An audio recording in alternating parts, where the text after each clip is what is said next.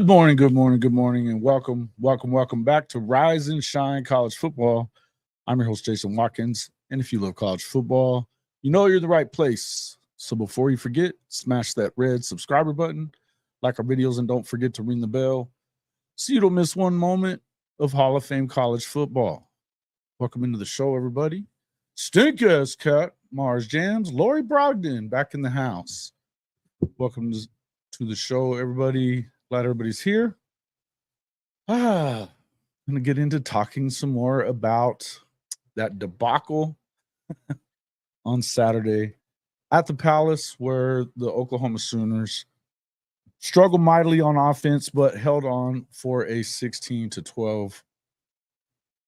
Or I'm sorry, 16-12 win over the Houston Cougars. You know, that part of it was the good news. You know, I think that was the good news overall, was that they got the win. I seem to remember Bob Stoops saying he was not going to apologize for a 5-point win over Oklahoma State at one point. And I kind of feel that way, but I want everybody to understand that I do realize the concern. I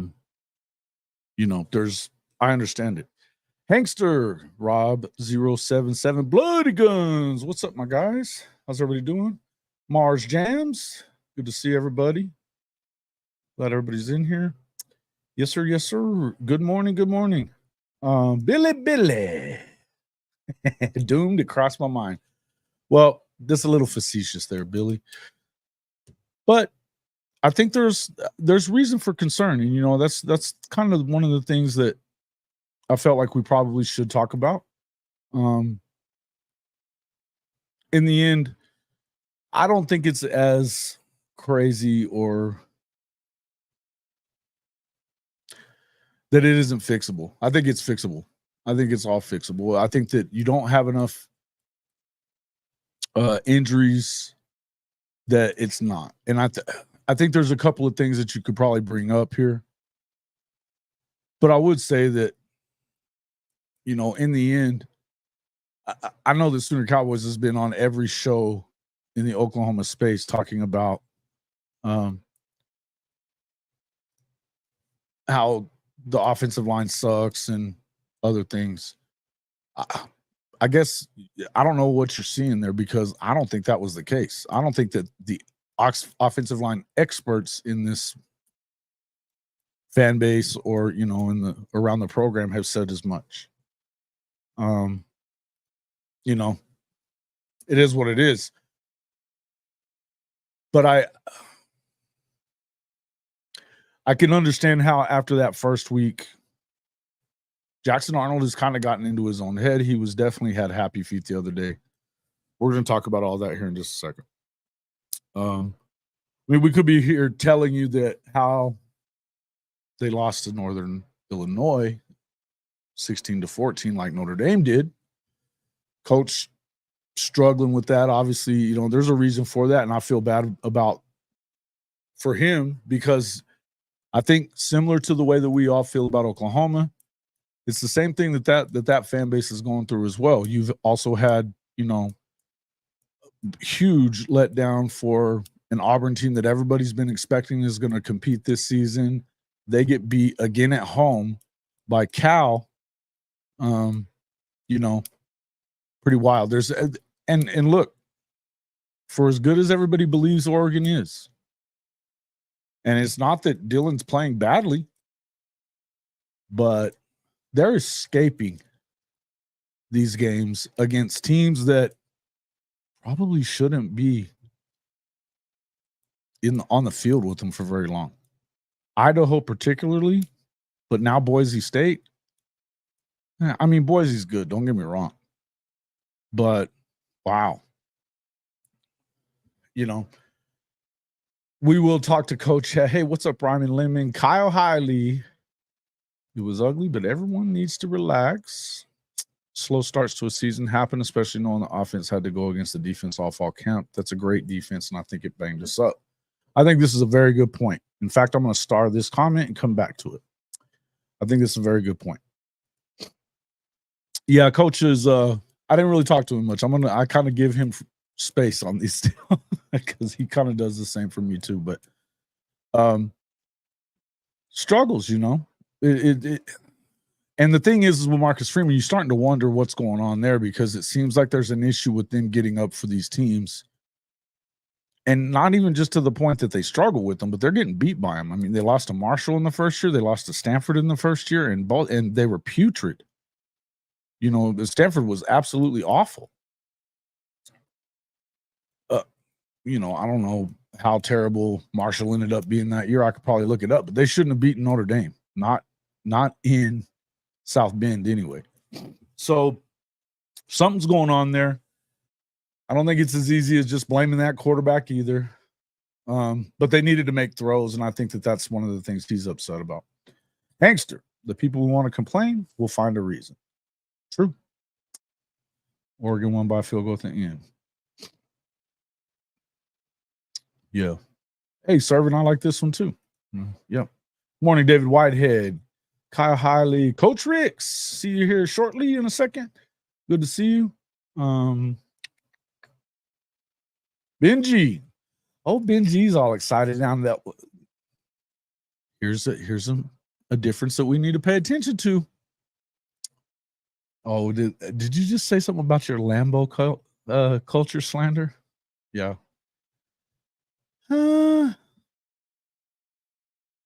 Yeah, you should take your mute. Yeah, I'm just gonna go ahead and do that. Appreciate it. Lori, welcome back. Welcome back. Bama struggled through 3 quarters. Absolutely. And that's something to look. I was watching a little bit of the Coach Smoot program while I was or listening to it anyway, whenever I was coming into the studio. And I think it's pretty similar to what we're seeing in the comment section of Oklahoma fans. They were not happy. You know, they pulled away late, but it was close. It was way close for comfort there, I believe. JF under pressure is young but careful under pressure. Our defense is exactly as advertised. I agree. I think that when you start talking about that part of it, there's something to that as well, Ryman Lehman. I think you're starting to – the concern is that maybe they got a little banged up. I mean, I love the ones versus ones. It gets them physical and stuff like that. And I don't Lori, I don't subscribe to the Smitty stuff. I think that's an old narrative. I don't think that's it. I think that they have played a lot of, you know, smashing each other, and they are very physical. And I think that when it comes to the offense, your linemen are kind of nicked up. Kind of the same thing with the receiver situation, but I don't think it has anything to do with Smitty. Rob Hill, good to see you, brother.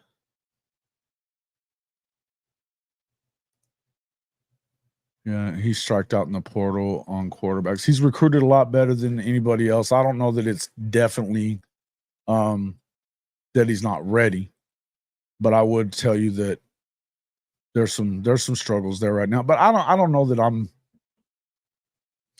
going to go and just pronounce him dead yet. There's a lot of season left, and they don't have the toughest schedule in the world. I think they can go through, win out like they should, still have a chance at the playoff. You still have everything in front of you if you're Notre Dame. Now, you don't have any room for error anymore. None. You know. But aside from that, we'll see. OU offense doesn't have an identity. Great day to be a Shorthorn. I'll go ahead and throw him in his timeout there.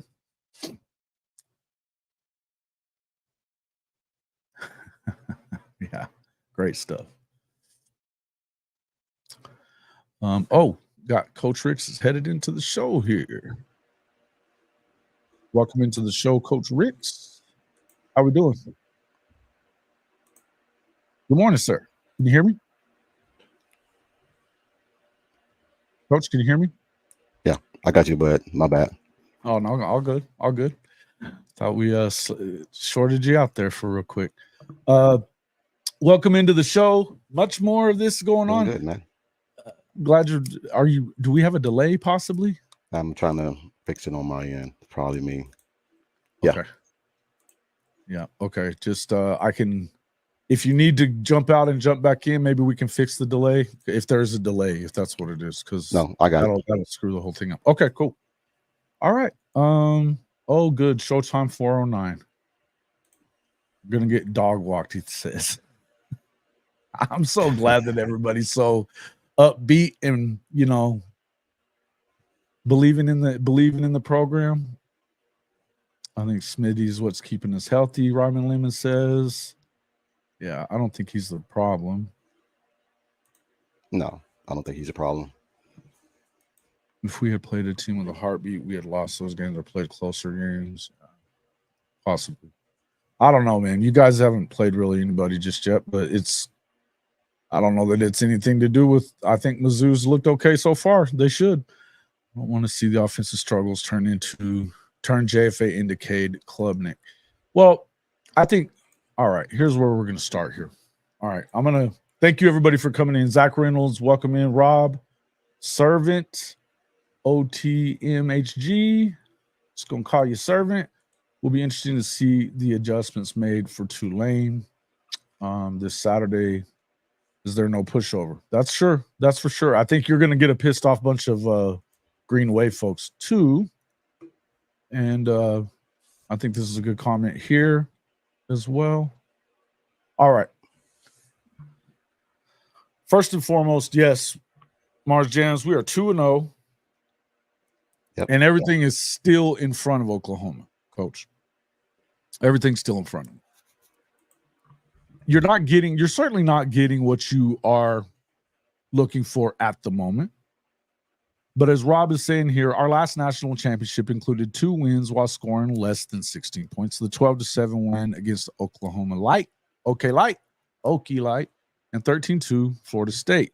Stay positive, my friends. We have a defense. Now, we've been kind of saying this. I talked to Bishop Frank, which welcome into the show, Bishop Frank.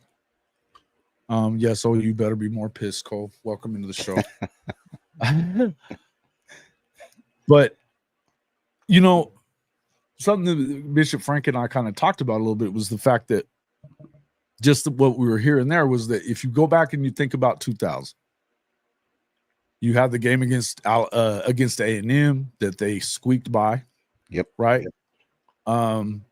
There seemed to have been a couple of other ones that they just kind of found a way to get through. K-State. Because that's kind of what you got to do, right? Go ahead. No, I was just saying K-State. K-State as well. Yeah, no doubt. 2 times that season. Mm-hmm. Yeah, I mean, to me, what doesn't kill you makes you stronger, and I think that if you go back to even just 2 years ago when TCU got into obviously TCU got dog walked when they got there. Yeah. But if you remember the middle of the year that they had like this 8-game streak of, just where they were having to come back all the time, right? Started with Oklahoma State and it just kind of kept going on. And no matter what happened, I mean, it seems like Oklahoma State, they were down what? I think it was like 35-14 or something, and they came something back. Like that. Or they were down 17 anyway. I know they were down 17 to K-State as well. They didn't get down in the Texas game, but I think that's one of the few TCU games that they didn't get down in. It seems like every other game they were losing at some point, except for that one in the Oklahoma game. Yeah. And at some point, you just kind of get to where you believe. Now, you are a offensive guy by trade whenever you were as a coach, right? Yeah. And I think that that's probably what I would be. I'm not a coach, but I mean, definitely more of an offensive leaning guy, reading defenses, doing stuff like that. That was kind of something what we always did. Yeah. What I would tell you is that I believe there's a couple of things I'd like to see happen with Jackson Arnold. I don't think it's time to pull the plug. And I'm a huge fan of Michael Hawkins, but I am not going to sit here and tell you that the answer is to take out the guy with no experience and add a guy with less experience to the mix right now. No, you don't do that. You ride with Jackson, because if you take Jackson out, I believe you said it last night, you might lose him mentally. Yeah. I mean, it's hard to, when you have we've never had, well, we've had two great quarterbacks, Caleb, and then we had Spencer. But Spencer had his own little demons on the side to where people didn't really like him off the field because he was kind of an arrogant person. I think Michael Hawkins, and then you have Jackson Arnold. I think Jackson, man, is who we're gonna have to ride with, because if you bring Michael in, and let's say Michael does do well, now you're gonna have to hear it from the fans. We have a quarterback controversy, which we don't. Right. So You know, and my thing is that when it comes to the way that you handle that, and we kind of talked about this a little bit last weekend. This is not yet, and I think you're right. I don't think that you want to come into having a situation where if it gets to a point, and like Gabe and Teddy were talking about on the Oklahoma breakdown, and Gabe is probably a little harsher on people than a lot of most people are, and I would say that Teddy similarly with the defensive side of the ball, right?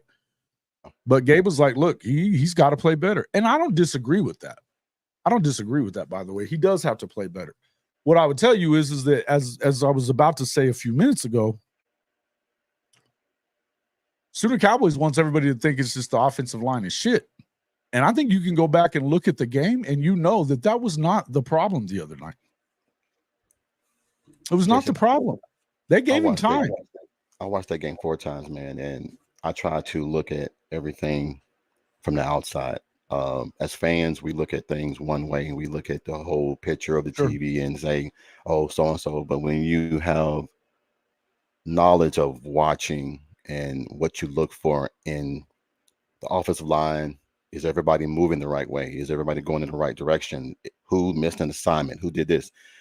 There were a lot of assignments that were missed that I looked at, and I'm like, damn, okay, I didn't see that in the ball game, because when you're watching live TV, they only show you the play and then they get ready for the next play, but you can't rewind and fast forward and rewind and see assignments that were missed. There were some assignments that were missed, but Jackson ran out of the pocket a lot of times when he didn't have to.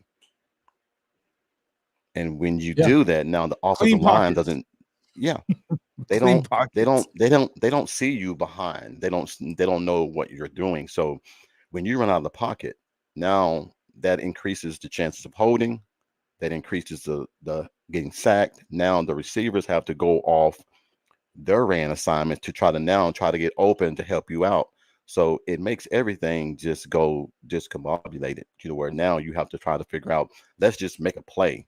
And you don't have to do that. So that's what I saw last night on some of these games, on some of these footages, some of these assignments, that Jackson just ran out of the pocket. And once he did that, everything just went to crap. Right. You can only run when you have an offensive line there, and it's never as good as you think. It's never as bad. Well, you can only run when you have an offensive line there. That's true. And I know what okay. You were saying that because they need to put Hawkins in as a runner. See, again, I think that we're all searching for answers. Right. Yeah. You want to go get the guy hurt. It's the thing. That's the whole thing, is you start running these guys. Design runs are great and everything, but if you're not getting them down, and then as we saw the other day, you don't even have a guarantee that when they kneel or slide or anything like that they're not going to get hit. And whether there's a penalty there or you kick the guy out of the game, you still lose your quarterback there if they get hurt. Yeah. And that goes for Jackson. That goes for Hawkins. Here's what I'll tell you. And this is what I had to say to somebody the other day when it comes to this situation. To me,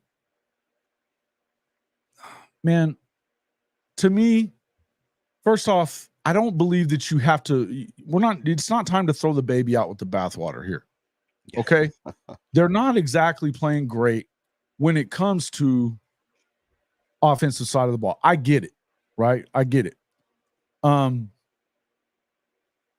I would tell you that there's times that it kind of takes a little while. And if we've seen it every year, that especially with these, since the transfer portal got to really cooking, that the offensive line has been a work in progress for the first 3-4 weeks of the season. And the other thing would be that but we saw that, I think Sooner Brandon was the one that said it a few minutes ago.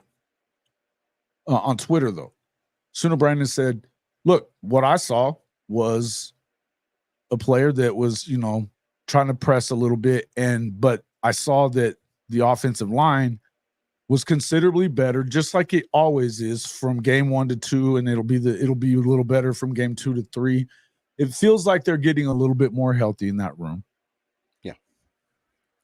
I think we may have been talking about it on your show last night. I would like to see them maybe get a little more treatment during the week and play on the weekend. Yeah. And work that out. Yeah. You know what I mean? If you're gonna keep them out of something, let's keep them out of practice maybe a little bit. Not the whole week, but if I have guys that are injured or banged up and I know what they can do, I let them miss a couple of practices because you know what you're going to get out of that person. Sure. That's when I let the subs come in or the backups come in and they'll run with the ones. So if we need them in the games, they're prepared. I think what's happening, man, that I said a little podcast this morning is that we don't have 2,382 yards of receptions. We don't have the 18 touchdowns. And above all, we don't have the leadership. You got Andrew Anthony out. You got Jaleel Farouk out. Nick hasn't played. And then you lost Jaden Gibson. So we had this perception in the fall that OU was going to be this great, great offense. But when you take away those key pieces, now everyone is keying in on Deion Burks and is forcing other guys to make the plays. So once we get those guys back, then it's going to be pick your poison because you can't double Deion because you got Nick on the outside. And then we haven't seen any of that yet. We haven't seen, and then we haven't even mentioned Barrow Sharp and everything, or Roberts. So you have so many weapons. And no one wants to say this, I'll say it. Last 2 games, the defense has played what I want to call cutthroat. We're going to live and die by the blitz. We can't stop you. We can't stop the run and the pass because if you get going on the both of them, we can't stay in the game. So we're going to blitz and blitz and blitz and blitz and make your quarterback make a decision. Against SEC teams coming up, they're not going to do that. They're not going to blitz. I'm just telling you, they're not going to do it. So we'll see. No, I agree. And I think getting back to what we were kind of just talking about, though, and I mean, where I'm at as far as the whole Michael Hawkins thing is concerned, and it's this. I think that he needs to play. I think he needs to play, but I think that he needs to play within the parameters that Brent Venables said they want him to play last week after the Temple game, right? Right after the Temple game, he said, and because I think that there should be a few series or situations kind of based on whether it's timing or the flow of the game or something that the coaches have seen during the week of film and all that other stuff that dictates you get him into the game. And I'm not talking about in a belldozer situation down in the red zone or anything like that. That's not what I'm saying. Passing the ball. Or only when they're running a certain scheme that they're trying to get, and it's not doing well for Jackson. I don't think that that's the way that you want to do this. I think that you have to, and I want to get your opinion on this, but hear me out real quick. Okay. I believe you want to have a specific game plan based on what you've seen from film, right? And throughout your preparation leading up to the game. That's looking, because you want to add in, and it has to be, they can run, it could be any set. It could be anything from the playbook that Jackson runs. And maybe you change something as simple as the motion. Maybe you change something as simple as what's his first primary read. Because with Arnold, what they're looking for with Jackson Arnold, and the reason I'm trying to do this is that you want to do this so that, maybe you confuse him a little bit, even just a little bit. And with his speed, and he's got a great arm. He's, from everything you hear, it's not just that he's fast. And Lori, you were talking about speed and stuff like that. I don't think it has a whole lot to do with speed. No. I think he's fast, and that brings you another element. The same way that Kyler kind of changed things from Baker to him. Baker was great running out of the pocket and making a play like playground style, and but he was always moving to throw. If he was leaving the pocket, he was always doing it to maybe to pick up a couple of yards, but more times than not, he was looking to get the ball downfield somewhere and waiting for somebody to get open, which I don't have necessarily a problem with if the pocket is breaking down, particularly when you're as small as Baker was. But I'm not saying it needs to be a red zone thing. I don't say it's only for this, or I don't want you to do it in a gimmick. But I do want to see them kind of make it to where he has an entire package. Let's say he's going to run a certain couple of formations, any of two formations, and then you call plays according to what you're getting a couple of times a half. Maybe it's once in the first half and a couple of times in the second half, but you have a specific idea of what it is that you want to do to catch the other team off guard, make them have to plan for more than just that. But I think that if you just change a little bit in something that they do, right? Maybe make the read your primary read and what you kind of have your progression stem from, because maybe it's better than it's something better. I think it does two things if you do that, though. First of all, with his arm strength and the speed that goes with it, you're going to have a couple of different types of weapons and something that you just make them think about a little bit, right? The other thing, if they elicit a certain adjustment by that defense and it changes things up compared to what you would have had with Jackson in, then chances are you can go in there and make a big play at that point in the game. Now, when he diagnoses these adjustments and makes the correct play based on that diagnosis, I would tell you that now you have probably entered a lot of confidence into the system of Michael Hawkins. Yep.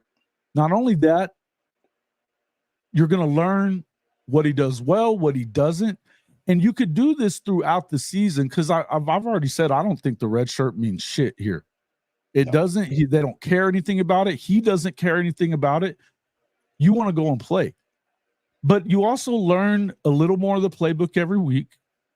And if and when the time comes that you have to replace Jackson Arnold because he gets injured or he's ineffective, you can do that.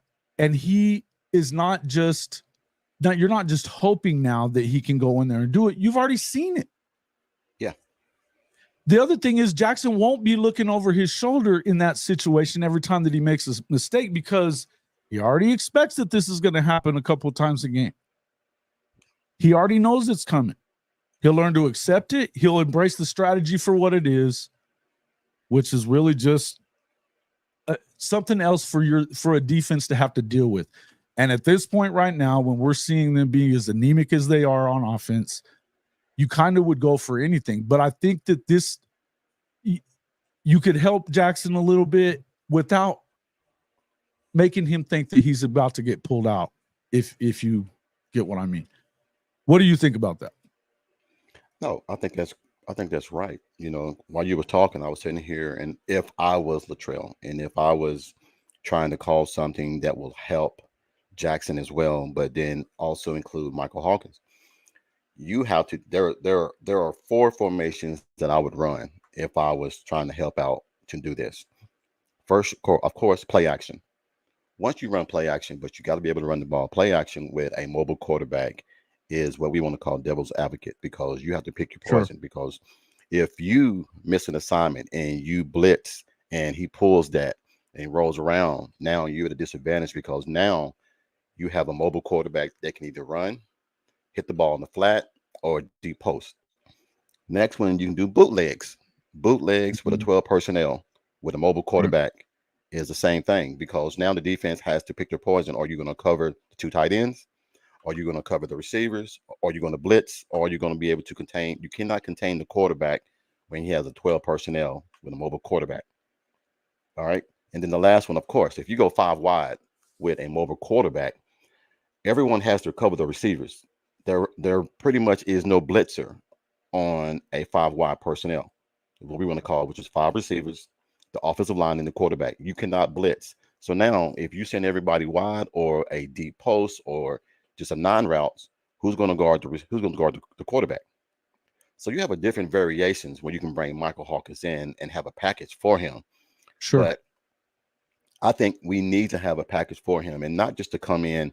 How many times have you watched a mobile quarterback come in and the defense know he's going to run the ball? and then they put 9 to 10 in the box and they run the ball.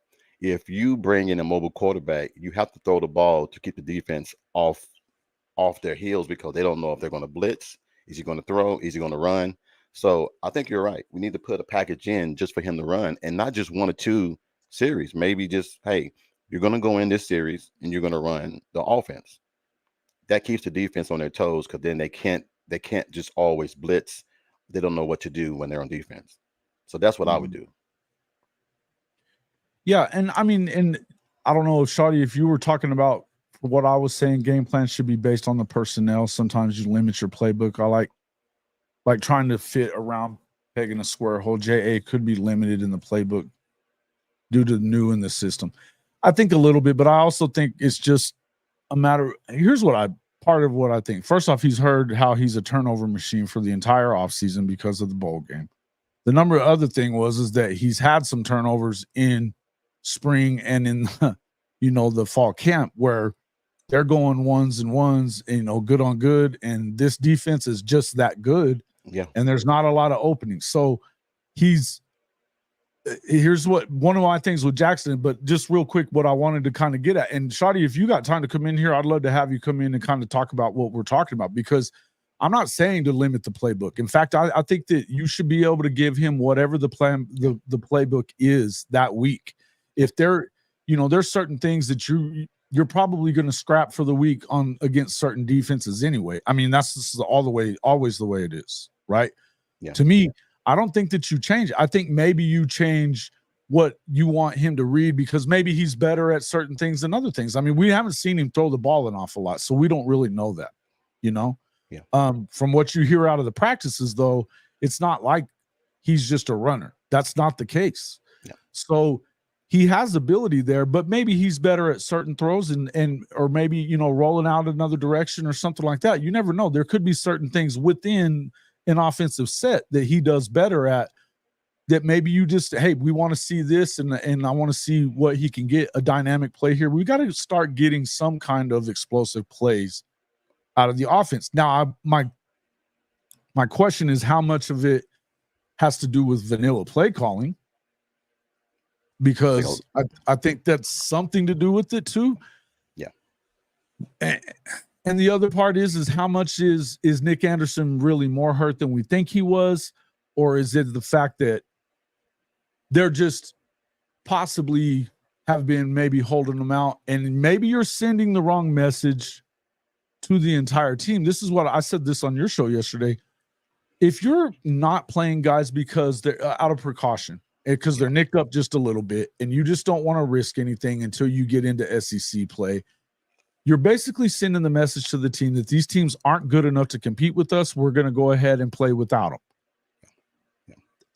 That could have the negative effect on your locker room too, that even the guys that are going to play, that they also don't have to, that they're also better. Exactly. That's a concern for me. How can I put this?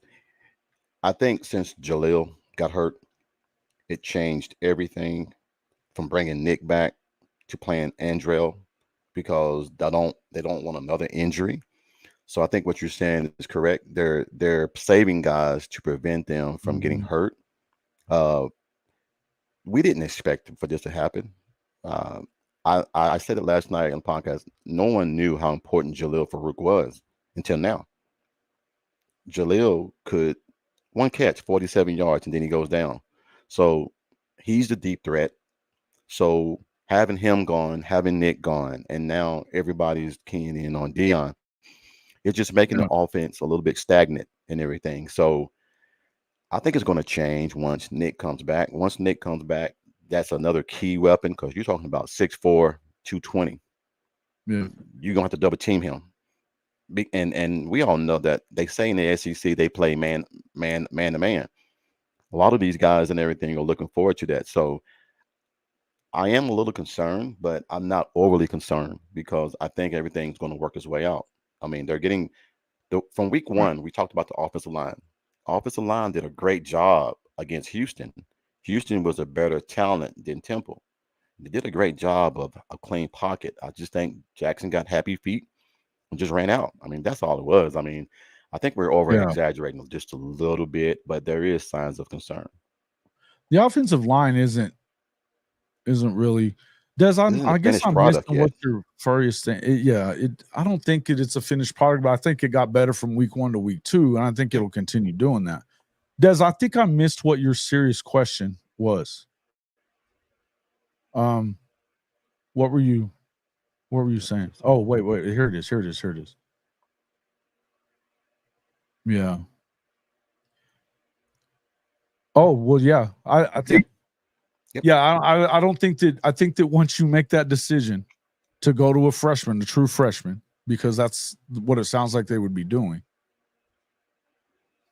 then yeah, you've lost him.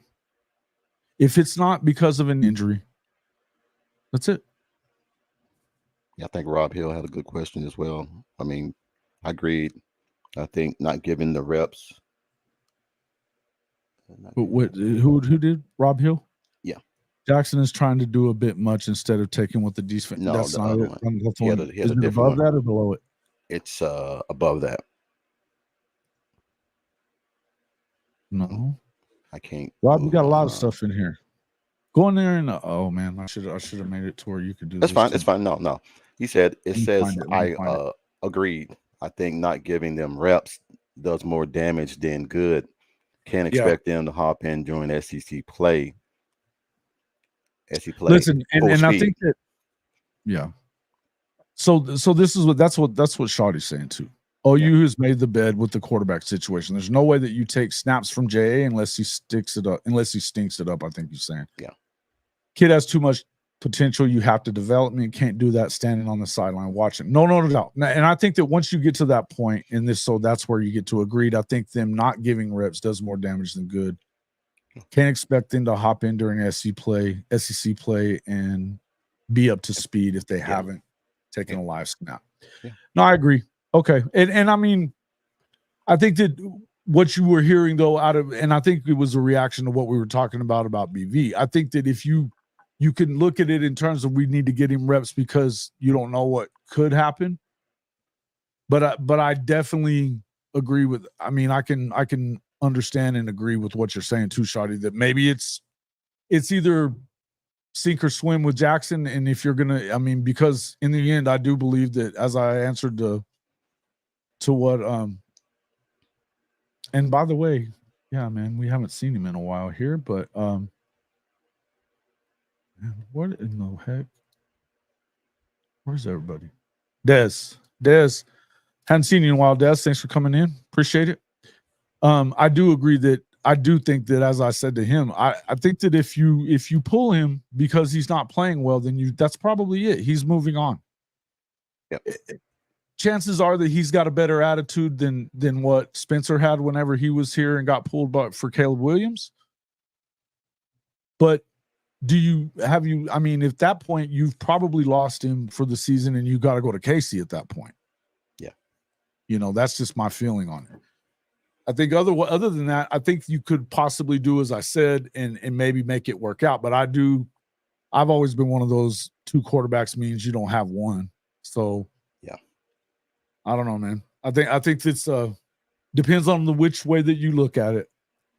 You can't say you have a faith in your quarterback and then the first sign of trouble you pull him and then bring someone else in, because now he's looking over his shoulder to say, if I make another mistake, now I'm coming out of the ball game, and you're definitely not going to have the same person that you need to have to be successful in your offense. That's one thing. Absolutely. I've had 3 or 4 good quarterbacks at one time, man, and I'm on the sideline. Like, even though they're good, you still got to roll with the guy that won the job, because when you lose him and you throw someone else in, now there's controversy because you just don't know what you need to do going forward. And I don't want to have that idea of who should I play, who should I not play. I feel like who deserves to play. And I think Jackson hasn't done anything to warrant taking his job from him. Yes. Well, and it's like, who won the job? Yeah. I think that if Michael was ready right now, and this is just my feelings on it, if he was already ready, then he probably would have won the job in camp. in spring, in camp. He's been here since before the spring. So I think that he said it looks like the whole offense is playing faster than the other teams because they have had to go against our defense. And that could have something to do with it too, Dillagaff. I agree with that. I believe that, but I also I think that there's two sides to it. I think that Jackson definitely has to play better. He has to play better. The other part is I think that we're all expecting him, and maybe he's in his own head a little bit about this, is that this is quarterback university right now that we're talking about. Yeah. The guys that have come through Oklahoma in the last 2 decades, there's no question about the best quarterback university in the country. It has been Oklahoma. Yeah. Starting with Josh Heupel and Jason White. Then you graduate to Sam Bradford, Landry Jones. You know, the list goes on. The list goes on, man. The list goes on. And then, you know, you won 2 more Heismans back-to-back and had number 1 picks. Then you had Caleb Williams. You know, even, look, you got to think about the fact that, you know, Jalen Hurts came from Alabama after losing his job there and ends up going in the first round and is a starting quarterback today in the NFL. If he stays at Alabama, he's probably not in the league right now, right? Yeah. In the end, well, go ahead. No. I think Hank said what you said last night. J.A. don't need Kyler and Baker numbers to win a championship or to win games. You just need, I mean, people got mad at Cam for when he said some quarterbacks are managers and some quarterbacks are, you know, first. I mean, I don't know how he put it, but Jackson just needs to manage the game right now. He doesn't need to go out there and try to throw for 300 or 400 yards. You don't need to. One thing I can say with this defense, and regardless of how shitty it looked, excuse my language, Saturday, the defense had you in the game the whole game. There wasn't one person, I guarantee you, if they're given truth serum, no one thought that Houston was going to march 90-something yards and win the game against that defense. I mean, I was stressed, but I wasn't worried about them marching down the field, because the only way a team does that, if you contain a team the whole game and they don't march down the field, what gives you the interpretation that they're going to do it now? Only way they do that is if you go into prevent, and they're not going to go into prevent. They kept the same defensive style the whole game. And what did they do? They got a safety, because this defense knows how to play defense. They know what to expect. So I don't really have the worry about the offense. The offense will get figured out. Yeah. And look, I don't want to give the impression that I am either. I said this a bunch of times. I don't worry about Oklahoma's offense, not in the long run. There's a couple of things that I think have happened. Just to real quick answer this question for Des. It would be the freshman, almost definitely. Oh yeah.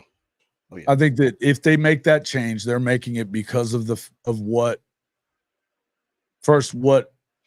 J.A.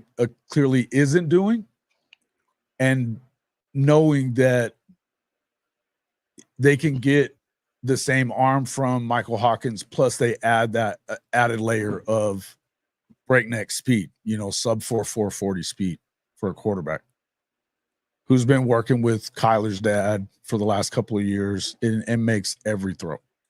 So, I mean, I think that, but I also don't think that this is something that's really in the works at the moment. I don't. I think that if they had got a loss here, okay.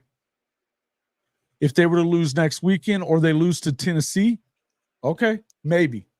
Now you're getting to a point where whatever it is, if it's the offense that's causing you to do that. But I would tell you again, just what Coach Ricks just said, guys, this defense looks like it is the absolute real deal. They're getting pressure. Go ahead. No, I want to comment on Suplexus. His comment. Yep, OU is doomed. Hook 'em horns, baby. We saw that movie before. Yeah. Same thing last year when they went into Alabama and they beat Alabama. We raved about Texas, and we said all. And don't get me wrong, Texas looked good against Michigan. They do. But They do. is Michigan who Michigan? Is Michigan the same Michigan when Jim Harbaugh was there? I don't think so. But Harbaugh took his defensive coordinator with him, so everything looks different. What I'm saying is, when they went down and beat Alabama last year, everybody was on this great thing. Then they played Oklahoma. Now, I know that the defense is what it is, but by game 7, when we play Texas, hopefully by then the kinks will be worked out. But Yeah. even so, I just can't see Texas scoring what Stark want to say 50 and 60 and 70 points on this defense. It just ain't gonna They happen. still only got 30 the other day. They dominated the game and still only had 31 points the other day. But Michigan gave them 5 turnovers too. Michigan gave them 5 turnovers. So, listen, but still, turnovers are turnovers. I'm not bad mouthing what Texas did. No, first I'm not either. foremost. But I mean, they played very well. But we've seen them play. Week 2 seems to be their jam. You know, they should have won against Alabama 2 years ago. 2 years ago, because yeah. they outplayed them, and they seem to be in a good situation at this time of year. Now, my question is, let's see what happens here over the next few weeks, because you remember last year it was right after the Alabama game that they let Wyoming stay in the game for an awful long time before they pulled away from them. Or was it Rice or somebody that it was a team that shouldn't have been in the game at all. Yeah. And they stayed in it for a while. And and for all the crap you want to talk about Oklahoma right now, almost losing or whatever, Texas was a bad call away from losing to the same team last year without Willie Fritz as the coach. Well, check this out, Jason. Again, I'm not going to even bring. I don't think we have to talk about Tech. Let me just read this super chat real quick. Yeah. Neilio, good morning, Mr. Jason. Good morning, everyone. Keep your heads up. You're effing OU. It gets a lot better always. This is a great point. Yeah. Thank you, Neilio, and thank you for the super chat. Yeah. You know. No, what I was going to say is, I'd rather have a team that, because we're saying Texas, Texas they had all the hype before the season. And now they beat Michigan. Oh, man, Texas is going to win it all. Texas is going to win it all. When you tell a team like that, they're going to win it all. And some players get that, and they feel like we don't have nothing else to prove. We don't have nothing else. We are there. But then you have a team that everyone's talking about, everybody's down on. They have something to prove. Texas right now doesn't have anything to prove because they feel like they've already arrived and they're there. That is a dangerous thing to have a team know that they're already there. So now when you start playing teams and you get in these dog fights, how are you going to react? How are you going to counter that? And I don't think we're necessarily saying that. I mean, there's obviously, we know as Oklahoma fans what they've been for a long time now. So look, sorry, Texas fan. We don't really trust you. And I'm not saying they're bad. I'm not. They look nice, but they do look nice. What we thought Michigan was this top 5, top 10 defense. Do we really think that now after seeing what we saw? Not willing to make adjustments and want to run the same defense the whole game. And I Wink Martindale is their defensive coordinator. I cried about this the whole game. You in the 12 personnel, you in the 2 tight end personnel. Why are you still in the 3-4 and then 4-3 or 4-2-5? They're just going to run the ball at the edges and double the defensive end. There's nothing that you can do about that. And they never adjusted. So Texas had a great game plan. But when they start playing defenses like Georgia and Oklahoma, and even some of the other SEC defense, are they really going to be that effective? And all it takes is one hit on Quinn Ewers, and the season is over. Because Arch Manning is not going to come in there and beat all these SEC teams. And I'm not saying anything bad about the young man because I don't want no injuries on no one. But I'm just saying we got to put all this stuff into perspective before we start making these assumptions about how a team's going to be. Well, and I think there's also something you have to look at is it's different. Everybody wants to make the transitive property, this transitive property stuff where you start, like we're talking about Tennessee the same way. They beat up on NC State. So now all of a sudden they're going to blow Oklahoma out. right? Yeah. Or Texas looked really good on the road against Michigan. Good for you, Texas. I'm not even saying that. Look, bottom line is, I think with most Oklahoma fans, and I think it's fair to say, is week 2 is week 2. When we see more out of you at the end of the year, and you do this more than 1 year in a row, then we'll talk. But as far as that goes, I mean, look, I think that they're better, a little better defensively, but I don't know how much better, because I don't know how great the offense was there that they just went up against, and I don't think they went up against a great offense a week ago either. I think that that's the question that's still out. Offensively, I don't think I've ever questioned whether they're going to be pretty good or not. I think that Texas is going to be pretty good. Moving on from Texas, though, this isn't a Texas conversation. Ryman Lemon, can we please give the defense their flowers? There was only one blown coverage all night, and yep, I would add to that and say kind of what Jay was talking about last night on his show. That blown coverage was because of the booing, a bad call that had the entire crowd booing, and RSJ did not get the play call from Billy and therefore was out of position. He probably never makes that mistake again. And, and I'm not saying that they shouldn't have been booing loudly, because that was a shit call. Shit call.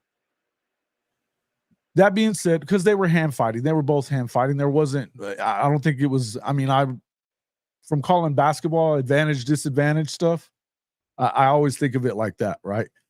In the end, I would say,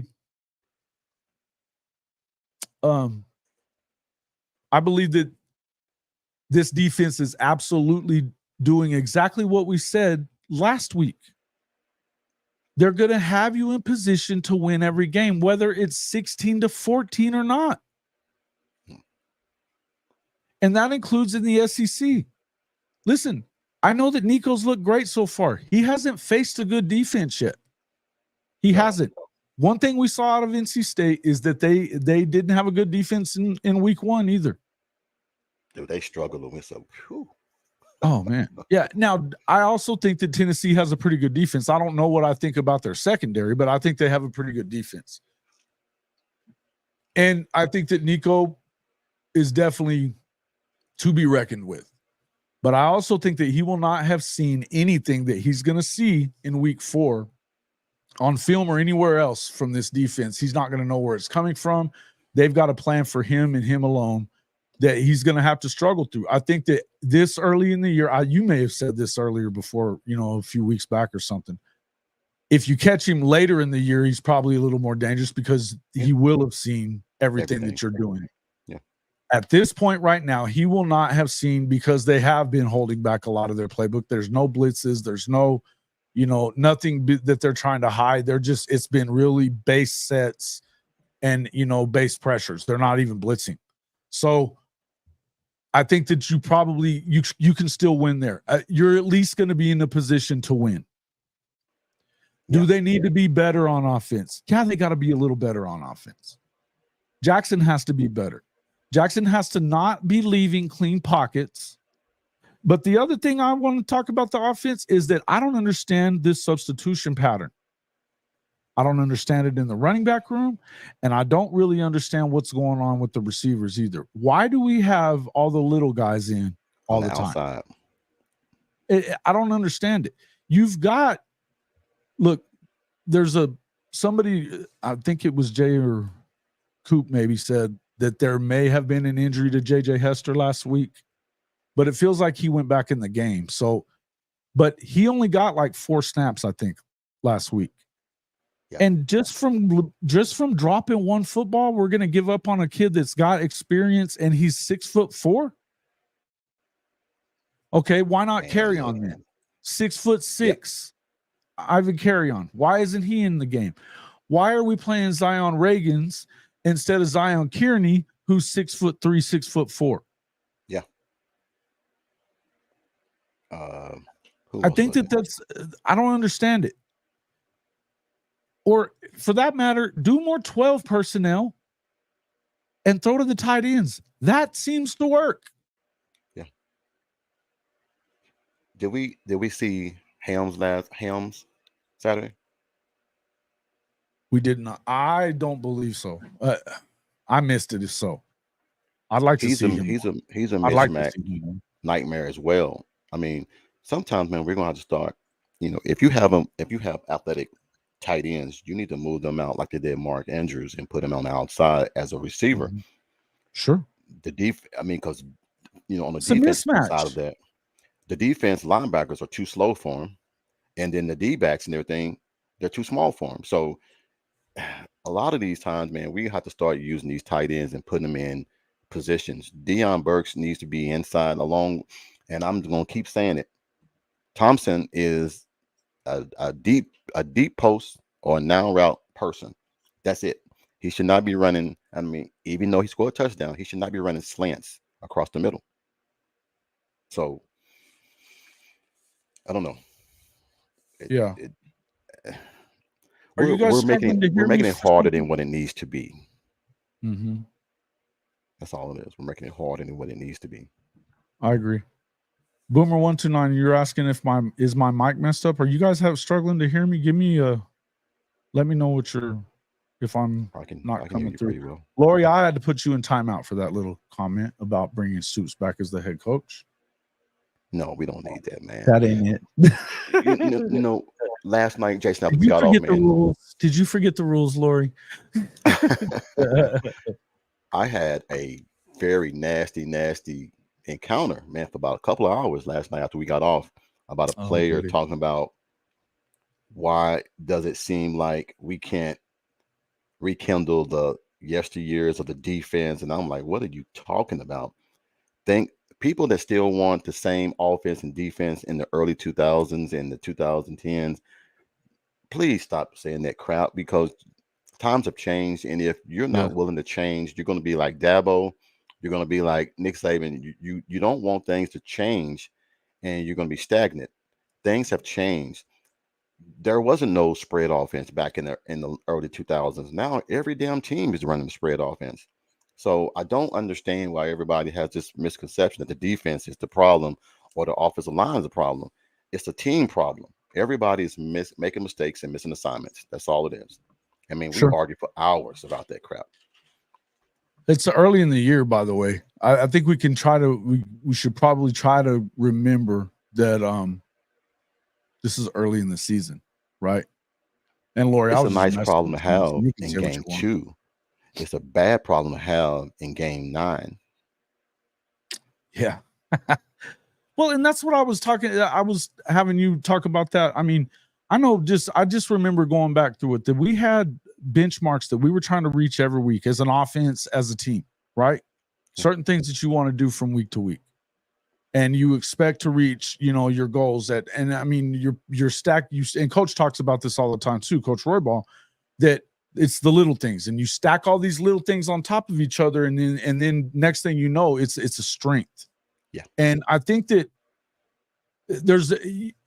look, we could come up with a million reasons why things are the way they are, right? That why they're off just a shade, or and there's probably a lot to it. I think that when you stack them all together is what it kind of amounts to. And I was listening to what Seth Litrell said after the game. I think a lot of it had to do with the fact that it's not just one thing.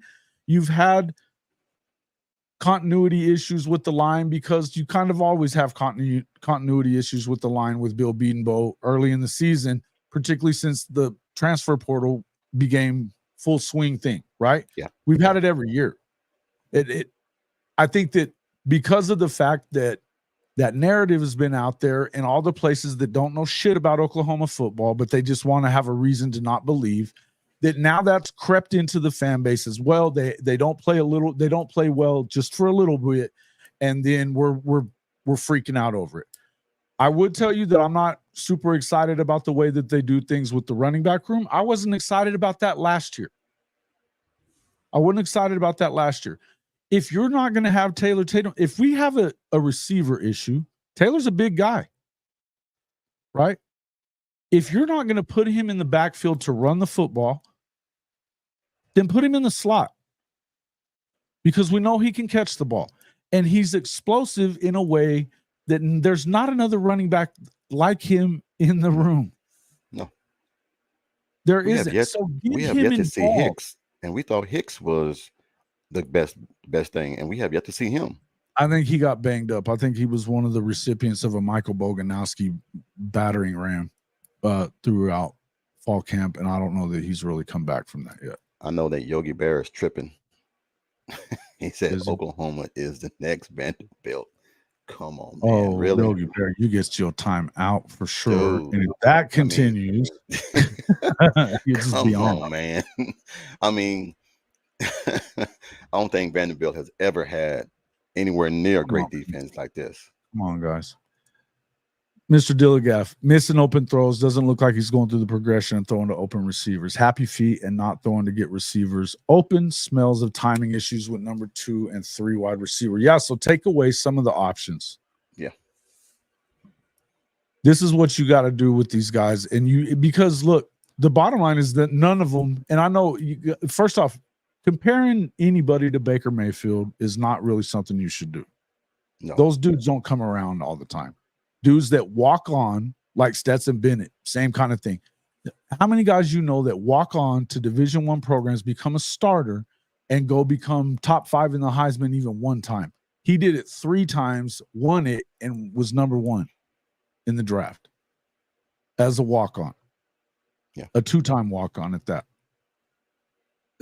Listen, the expectations are a little much. Now, I can also remember that in the first year and the second year and even parts of the third year, there were Oklahoma fans that didn't like Baker. Yep. There were Oklahoma fans that were calling for him to come out a lot. Hell, I saw something in Gabe and Teddy's chat earlier that was saying they were really pissed about somebody saying that Baker was better than J.A. Well, I think Baker is clearly better than J.A. at the moment. But this guy was really pissed saying, no, screw Baker, this and that. That's rare. But I would tell you that there's a lot more people that are big Baker fans now that he's not on the roster than they were when he was.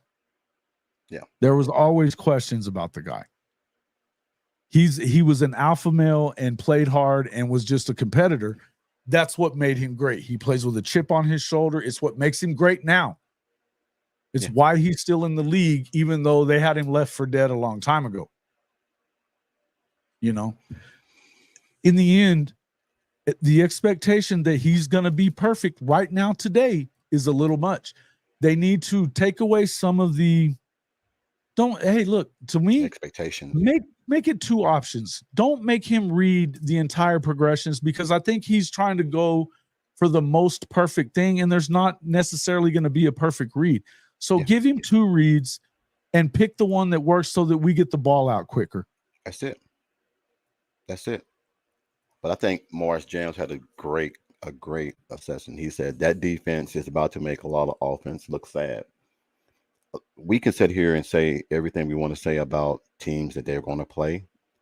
But until teams start playing better teams, we don't know what the Tennessees or the Texas or any of the top teams, we don't know what they look like until they start playing the meat and potatoes of the schedule. So, I mean, Oregon struggling, but they won. Alabama struggled, but they won. So we're starting to get a better landscape of what these teams look like when they start playing better competition. Right now, we're all still speculating what they're going to be like. OU just happened to struggle with an opponent that they're supposed to dominate, but are they going to do the same thing when they play better teams? We don't know. Mm-hmm. We really don't know. But when teams get in a jam like OU did, how are they going to respond? Are they going to make the plays? Are they going to make the assignments? Or are they going to choke and crack under pressure? So no doubt. Again, I think that if it's one thing, like you said a little while ago, if we're in week 9 and this is still a problem. Week 2, it seems like a knee-jerk reaction. Lori, I was just messing with you. I told you. I said it when I did it. Yeah, Lori. I was just kidding. No, Jason has a tendency to pull that trigger too fast sometimes. I do pull the trigger fast. I'm trigger happy when it comes to the mute button. Thanks. But he'll apologize out there. No, I won't. Not usually. Just to Lori, because she hadn't been around in a while, actually. But we had a talk, and I was just messing with you, Laura. You know that. I think you had a great assessment of that, man, because last week you did say people are trying to compare Jackson to what we've had in the past, and there'll never be another Caleb. There'll never be another Kyler. There'll never be another Baker. No. So I think we've gotten spoiled on the high-powered they offenses. weren't that. Well, Caleb was his first year, and it was. I mean, but he was better the next year. You know what I mean? He wasn't Kyler when he was in Texas A&M because he didn't have the supporting cast around him, and he was running for his life every time. But when you put him in a program, in a system that fits his attributes and everything, then you get the Kyler that we got at Oklahoma. Right. Zach, here's what I would say about this, though. Yeah, he was playing to win versus Arizona, and I think that they wanted to see what they were going to get out of him. They let him kind of go make mistakes and whatever. And I think that he played pretty well. I also think that, he had some turnovers and stuff, and it's easy to say that. But look, this is a tough fan base. And you know that he's been hearing about it since that game. Yeah. Not just even from the fan base, but also in the coaching. They want to make sure that he's taking care of the football. And it's been the narrative of they've asked him those questions in the media about taking care of the football and what you're going to have to do. And I think he's just trying to be a little too perfect. I want to see him let it rip. I don't care. Look, you're going to throw some interceptions. The interception that he threw the other day wasn't even his fault. Deion Burke stopped running. He went skinny. Deion went skinny. He should have stayed going to the sideline. That connects. But I will agree that I think part of it is that the fact that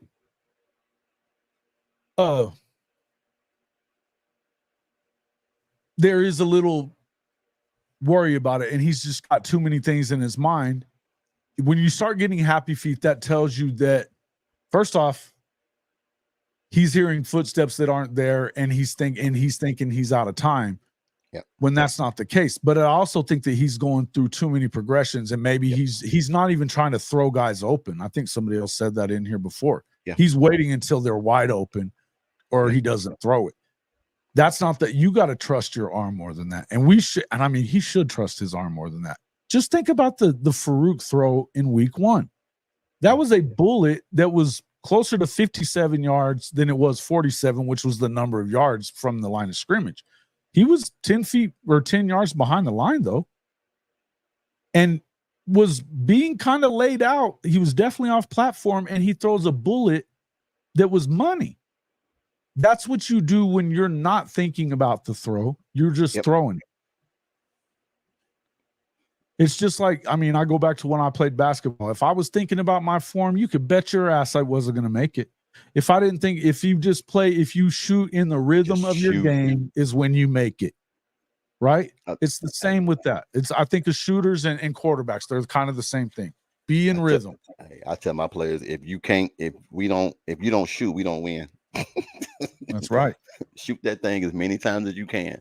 Just have confidence. I had a coach in the 8th grade that told us that everybody shoots. If you're open, shoot the damn ball. Hey, when I was in school, in college, man, 3 guys had the green light. We could shoot whenever we wanted to, but it had to be perfect form, had to be a great shot, but you had the green light. Right.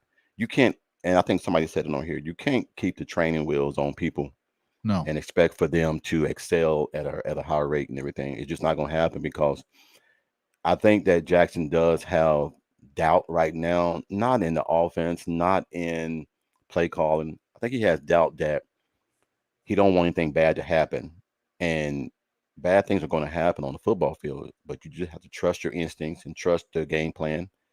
And like you said, let the ball rip, man. Stop trying to overthink things. When you overthink things, man, bad things tend to happen. Just play the game. Yeah. Hey, buddy. Benji may be a Texas fan, but he's also a channel member. Relax.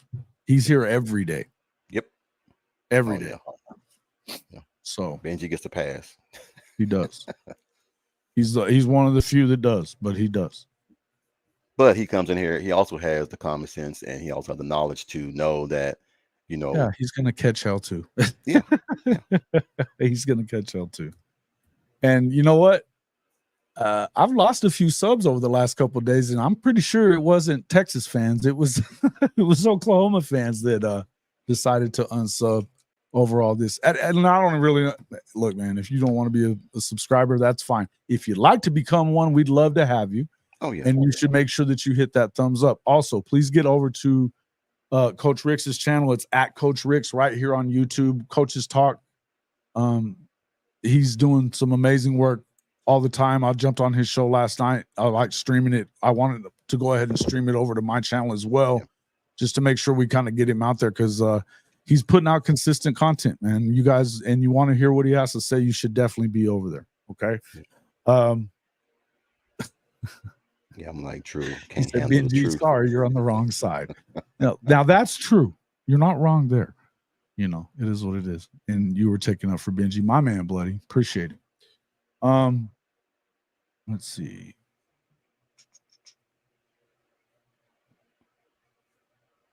Man, I'm gonna stay out of the chat for right now. All right.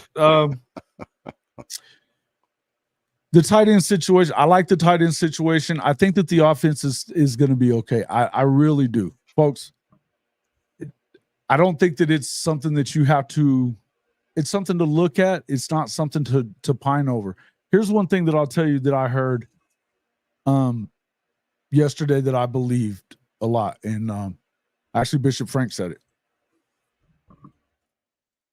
What happened this weekend may have been the best thing to happen to Oklahoma. And because I do believe that there may have been some of this, you know, everybody was saying all week that it was going to be another game like Temple. You're going to blow them out. They don't have anything for you. Now, what we failed to remember was that Willie Fritz was the head coach of this football team. They're going to be better. Their record may not show you. They'll get better week to week. They will. Yeah. This staff is also going to get this football team better from week to week. They're getting healthier right now. If I really was going to pick on anything that I think could be a problem, it's kind of the stuff that I think was an issue last year. Yeah.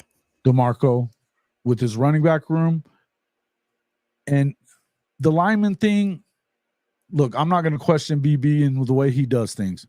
What I would say is, if they're good enough to play and you're not playing them just because of precautionary reason, I would rather they sat out practice and played in the game for a little while until you ran it up on some of these guys. Yeah. Then get them back out. Maybe they miss a practice or two and get a little more treatment. Take care of them that way, instead of not having them in if you need them. Because I think that there's never going to be a time that your guys aren't beat up when you get into SEC season. Michael Deesh, I just said this at the start of the game too, at the start of the show too. Yeah. I'm not going to apologize for a 5-point win. Yep, after beating OSU. Yep, I remember that. My man, thank you. Appreciate it. Thank you for the super chat as well. Yeah. You're going to be at my neck next time? Is that what you're saying? You think Hawkins will be your next Heisman? It's possible. And I think that this is another good Sooner. Brandon's right on the money with this one too. Yeah. I think you do have to have some of these. There's got to be some pressure involved. There's got to be some games where you got to overcome some adversity. You know, there has to be. So what I've said, and I said it yesterday, and somebody kind of took it in a different way and said something in the comments, but I would tell you that the end of Lincoln's time here, even spilling over into when Venables took over, they lose this football game. Oh yeah. They lose this football game. They don't find a way to win. They lose. Like I said, from 2019, 2020, 2021, Oklahoma loses that game because and the defense that Lincoln had, man, can you just imagine? And that just put the thinking cap on. If the 2017, 18, 19, 20, and 21 had the defense that Oklahoma pulled out Saturday, how many championships will Oklahoma have? I would think 1 or 2. Mm-hmm. So take it with a grain of salt, guys. I mean, like I said, I think that when we start having all the guys get back healthy, we're going to have a different, tone in our voice and everything. And then we're going to start saying, where was this early on in the season? I think someone said in the comments earlier is that we got 4 offensive line guys out and 4 receivers out. So that's 8 guys that are out that you had in fall camp that you don't have now. So Right. it makes everybody change and makes things a little bit difficult to be more productive. So I still don't worry about how it's going to end up. I really don't have no thoughts about that or no worries about that. Yeah, listen, buddy, I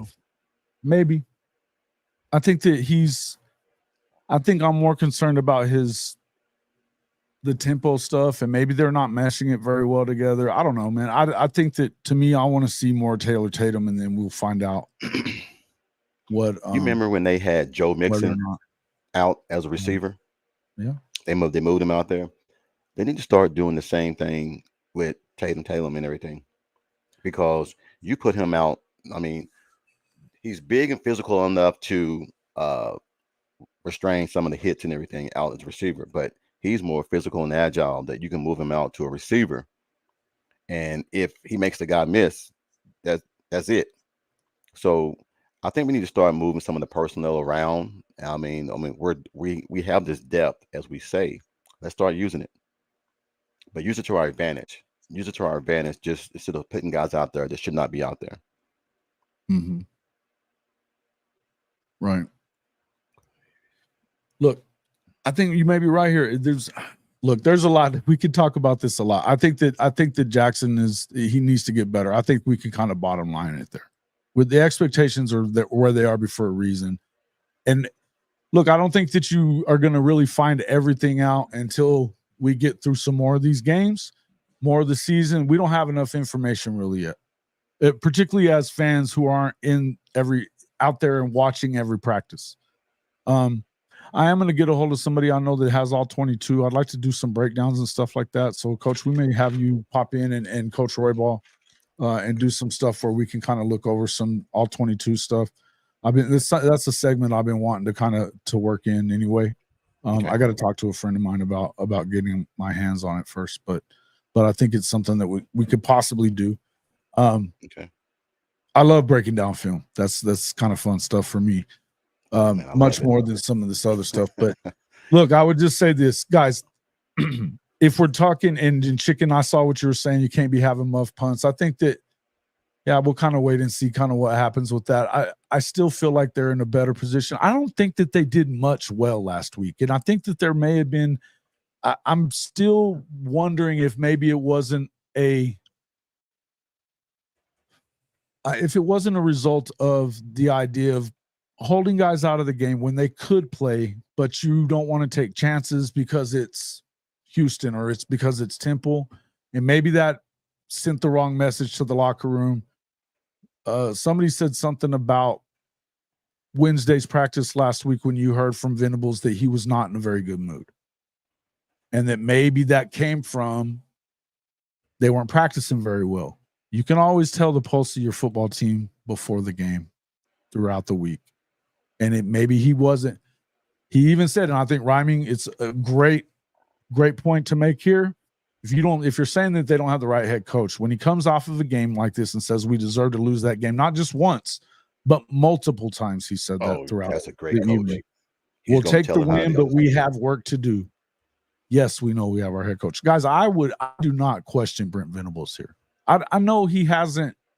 This is his 3rd season as a head coach, but this is a guy who's been a coach for a long time, and he's been an elite coach for a long time.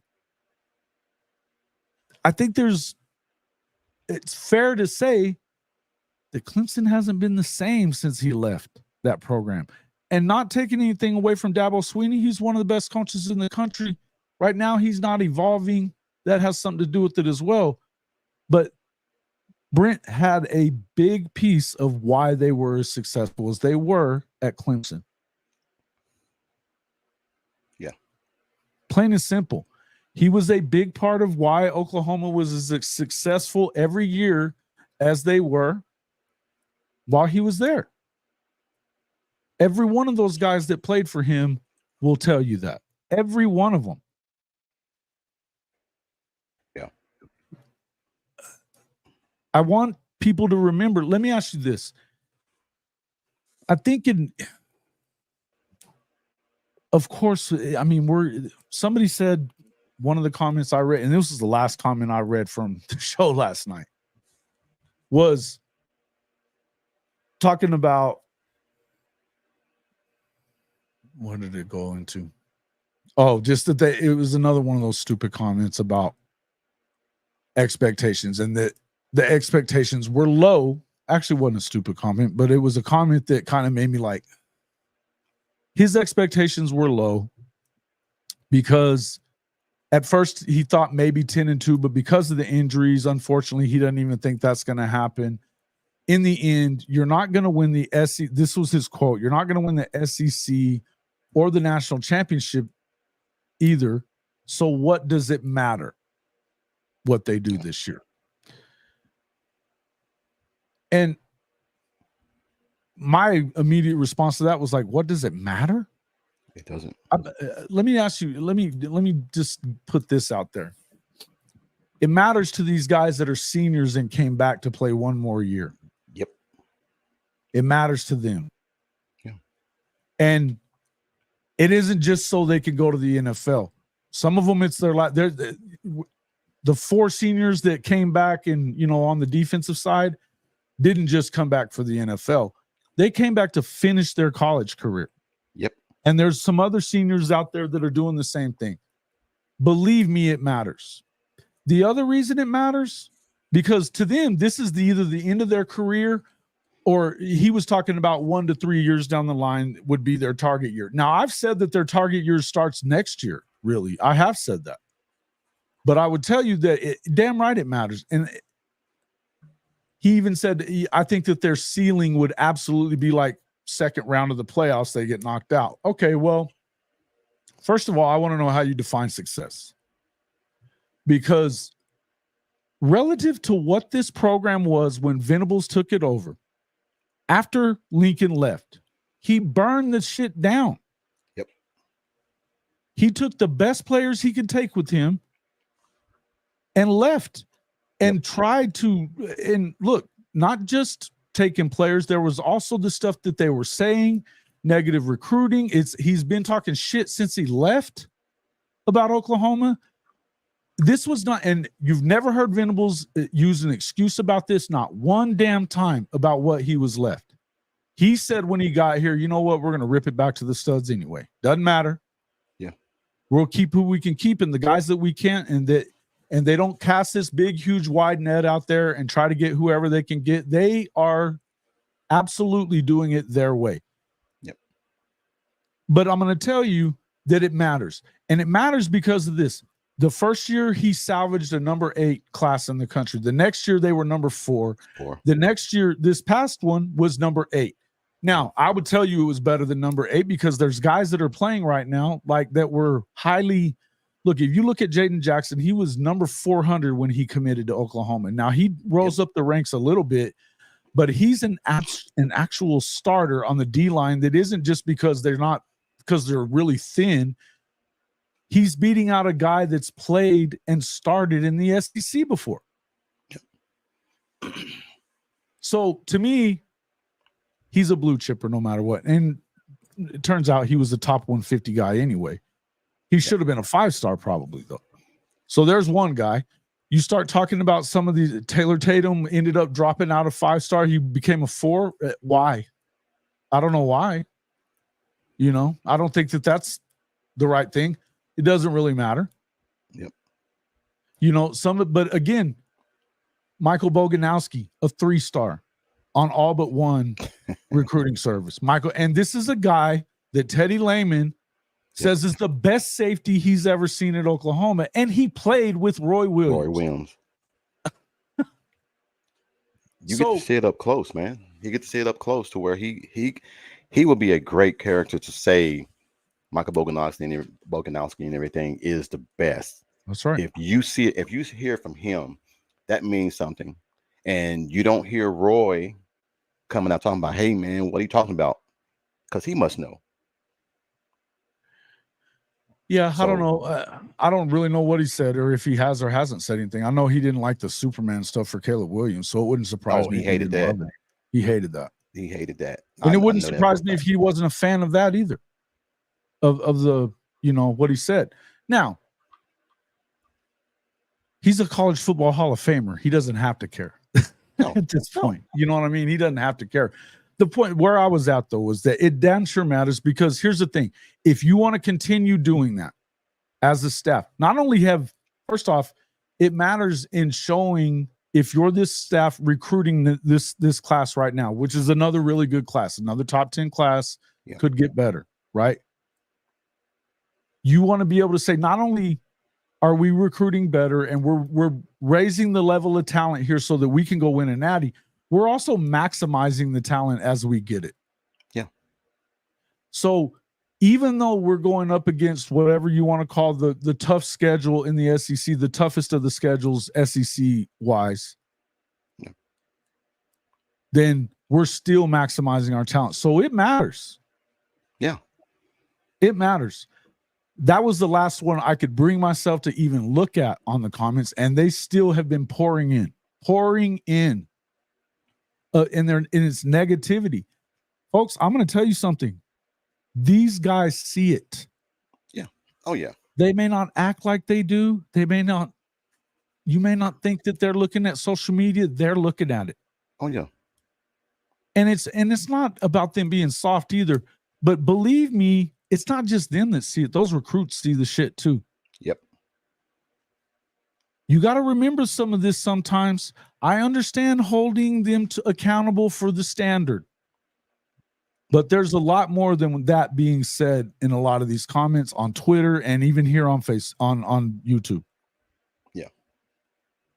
And don't get it twisted. Go ahead, Coach. Please. I take my players' cell phones during football because I don't want them to start getting full of themselves or reading things they don't need to read because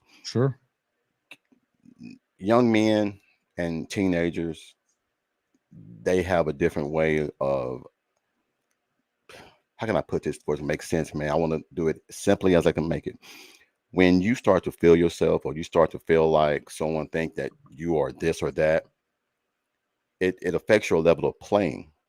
So if we're all in, we're all in. I was saying earlier about having the attitude of we don't need to play our best guys. Yeah. Yeah.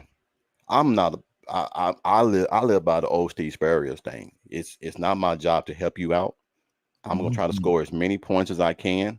Yeah. Call me what you want to call me. I had a coach on the sideline talking about why you run the score up. It's not my job to tell my team to play less just because your team can't play better.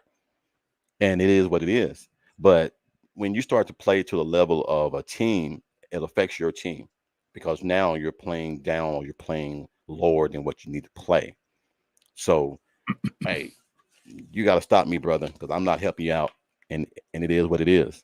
But I think that this week we're going to see a whole new offense. We're going to see a whole new team.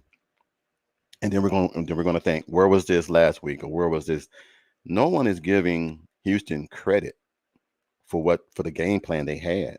Now, sure, you should have came in there and spanked that ass, but they ran some plays, man, that I've never seen teams run against a team that had a young quarterback. Now, say I might be wrong, but Willie Fritz had a game plan different from week one. Yes. He had a different game plan. This last night. Hey, expound on this again. You talked about this last night. I love this, what you were talking about. He self-scouts better than anyone I've seen in a while. To me, I don't want to disrespect Bill Snyder, but to me, he's another Bill Snyder to where he really understands X's and O's. He will exploit something when he sees it, and then you have to stop it. And he's not going to change that. They had a great game plan for Jackson Arnold. We're going to double team Deion Burks. We're going to blitz the A gap. We're going to have our defensive ends on the outside of the right tackles. So when they blitz the A gap and the quarterback rolls out, our defensive ends are going to be there waiting. So he had a great game plan. That's all it was. Yep. Sooner Cowboys, I don't want to hear nothing else from you about the offensive line in this show. Don't say anything else. Why you want to put players that really don't have game experience in the game?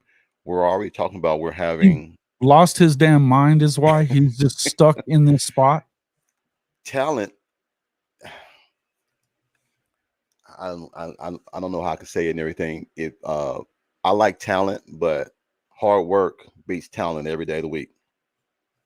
And some people just feel like because you're a 5-star or you got, sometimes these kids get on social media and build themselves up to be something that they're not. And then when they get into the game and they get exposed, now everybody's like, well, we thought you was this. We have a great coaching staff, man. And I'm going to keep saying it. We have a great coaching staff that knows these guys and that knows the X's and O's. It will get turned around, guys. Just give it time. I mean, damn. I mean, we act like they're supposed to come out there and score 50 and 60 points every damn game.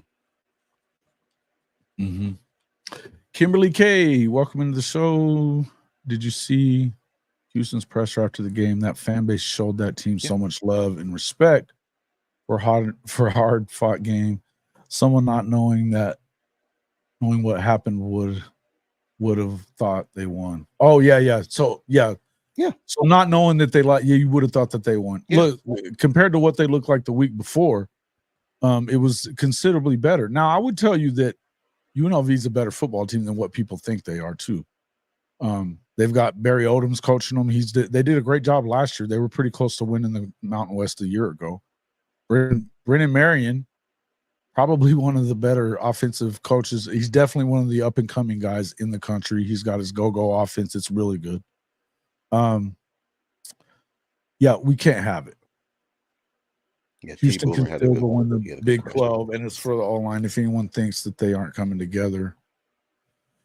Yeah, look, I think they are coming together. And I brought you up before you were in here earlier, Sooner Brandon, for what you had said on Twitter or earlier. I think that you saw significant, if you watched the game again, and I've seen it 3 or 4 times now, you see that this was a matter of it was night and day different as far as penetration was concerned in that pocket. He had a clean pocket. He was just leaving it. And I'm more concerned with the personnel decisions in the skill spots than I am about anything else is when it comes to that. And then, of course, listen, you need to stay in the pocket and do your thing. But I think that comes with time as well. He'll get comfortable. Just take a little bit off his plate. I think Jay and Cooper talking about that last night. I thought it was the smartest thing. Look, cut back on the reads. Give him 2 reads. This is the look you should get at the line. And then you can break that down into what if you get this look, it's this. If you get this look, it's this. And then look at this read first, this read. After that, you're either throwing the ball out of bounds or you're running. That's it. Done. Yeah. Don't make it so hard. Don't give him four progression read where he's going to go through because right now I think he's looking for the most perfect spot to throw it to, and there's no such thing as one usually.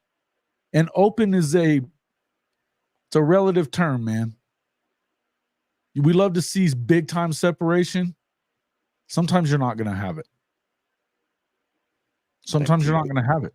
T Boomer had a good question. Coach Ricks, you're right. Teams wake up for better talent. That's why Bama always gets everybody's best. Oklahoma gets everybody's best.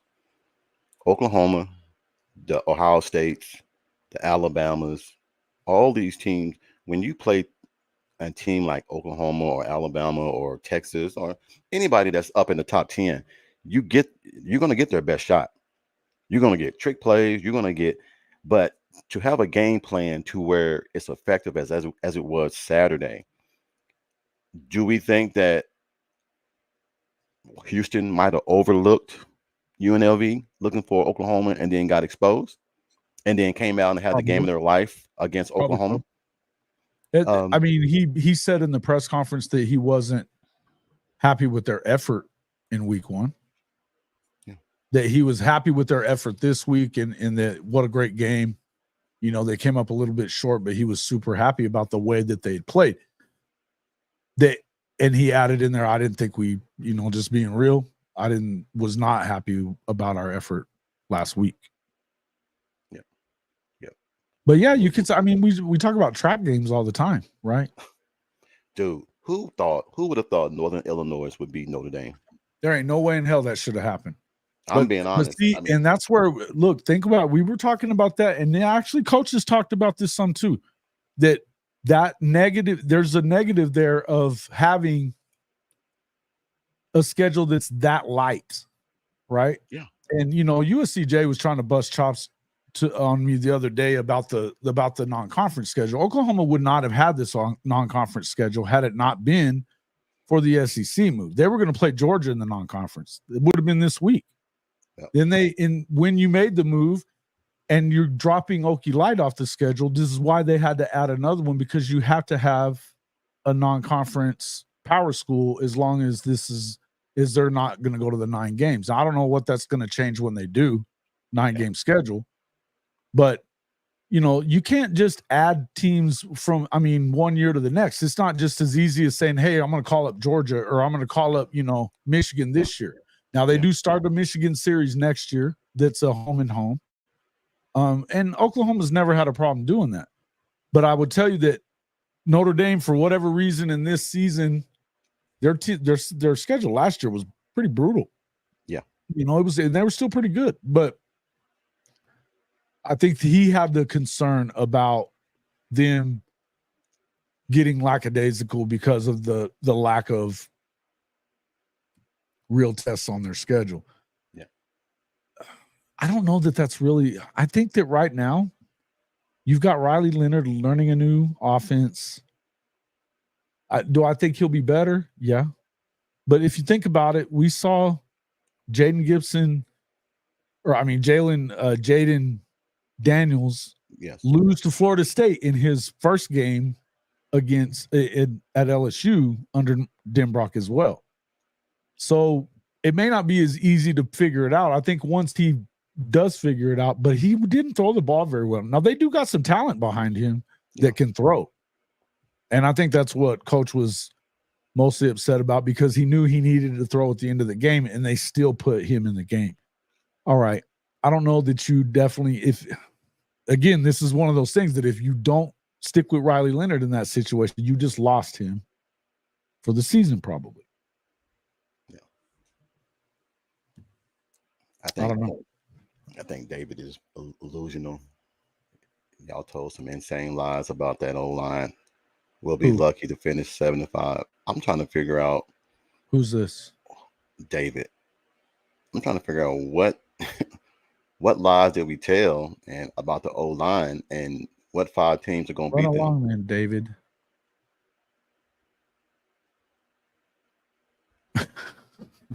I just don't. What lies are we telling? I ain't told not one lie about no lie. About the offensive line. It's week 2. So what can we say about the offensive line in 2 games? Yeah. Here's the thing.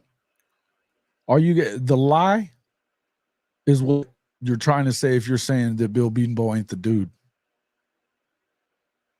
Count the money up. Just count the money up in the NFL, bro.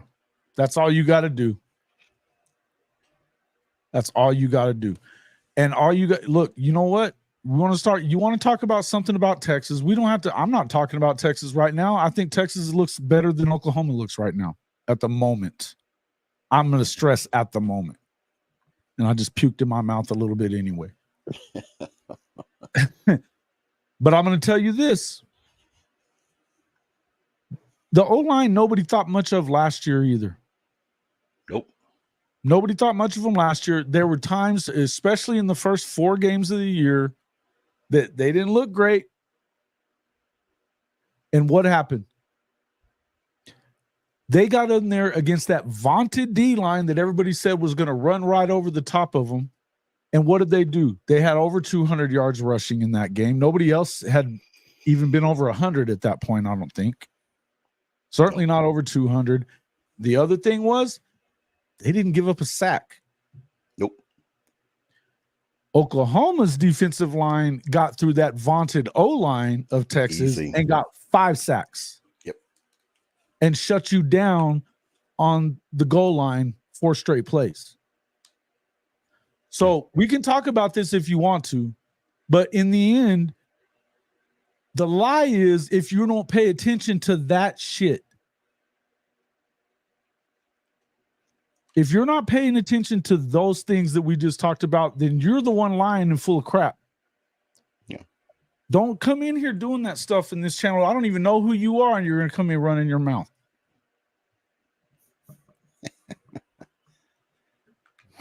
Ooh, boy. Hey, man, I got to get ready to get up out of here. I got to go run an errand. Man, I wanted to jump on here, man, support you, man. Like I said, because sometimes, man, I like to do this and rebuttal some people and everything, man, and answer a few questions. But some of the things, man, that some people are saying, man, I just overlook. It's not a finished product, and we won't know really what this team is made of until week 8 or week 9. And I think by then, at least wait till they have a loss or something. Shit.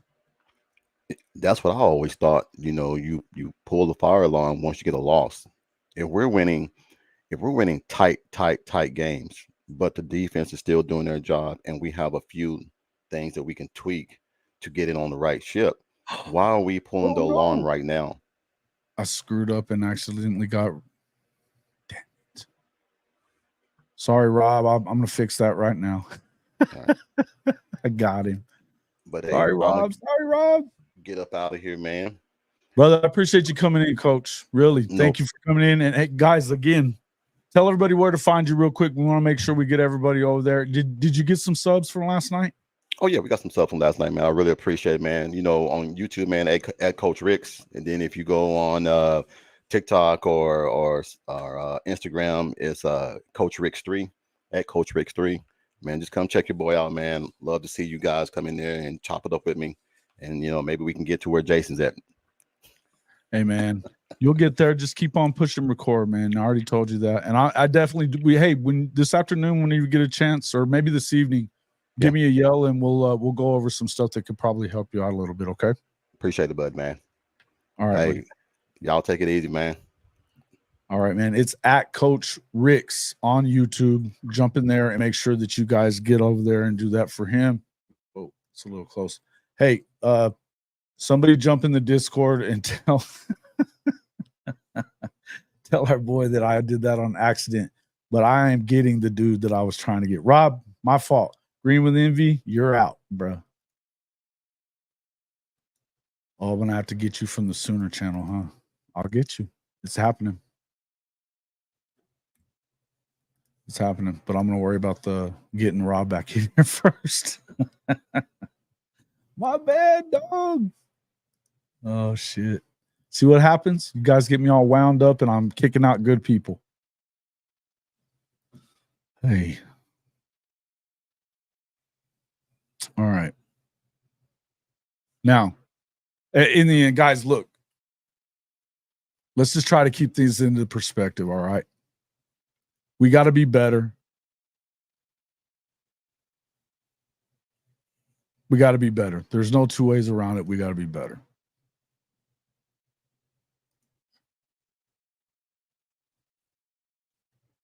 But I think they're going to be better. They always are. Kimberly K, thanks for that.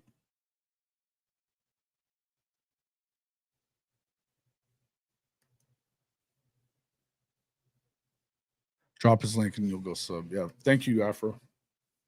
It's at Coach Ricks. It's called the Coaches Talk channel. So you guys jump over there and make sure you do that. I'm going to try to get back in here and fix this, and I'm struggling to find it, to be honest with you.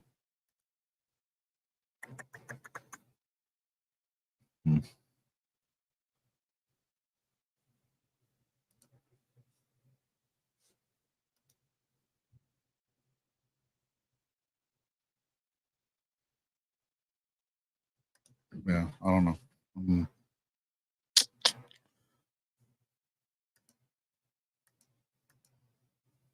All right. So what else you guys want to talk about in here right now? Let me find this stuff. Here it is. I'm going to fix this real quick and then I'll be right back.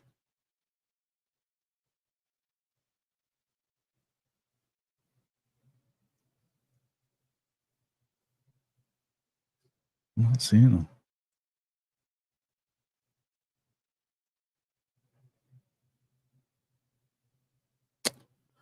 Come on. I can't even find him in there where I've blocked him out.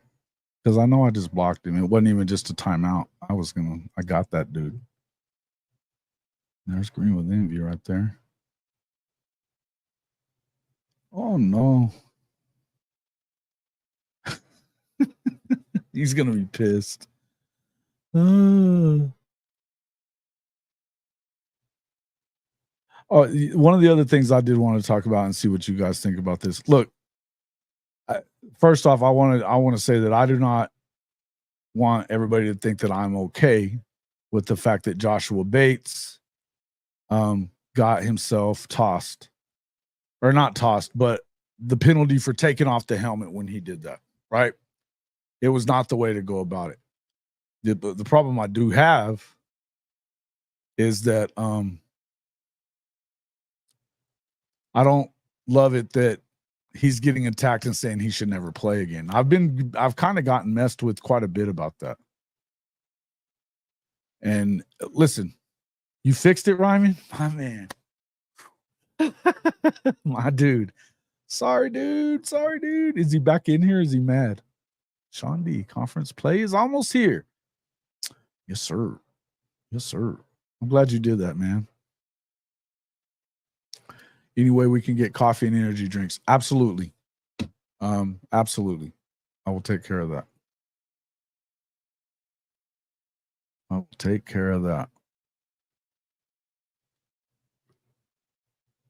You got baited into that. You got to be more disciplined. He definitely has to be more disciplined. But here's the thing. I was more upset with the fact that nobody else was trying to kill that guy than I was with him taking it too far.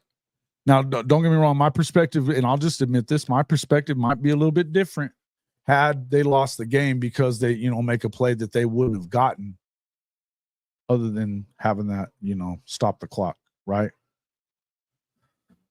Defend J.A., keep the helmet on. Yeah, I do know that. I do know that. But I want to do some stuff like that. Strippers and beer. You trying to get me in trouble with mama? No, not happening. I'm in. But on 3, but better? Well, I have to agree. Look, I've actually thought a lot about that, about, doing recruiting and stuff like that, because I'm not going to be the one that does it. I'd love to put a recruiting team together, and I think you could.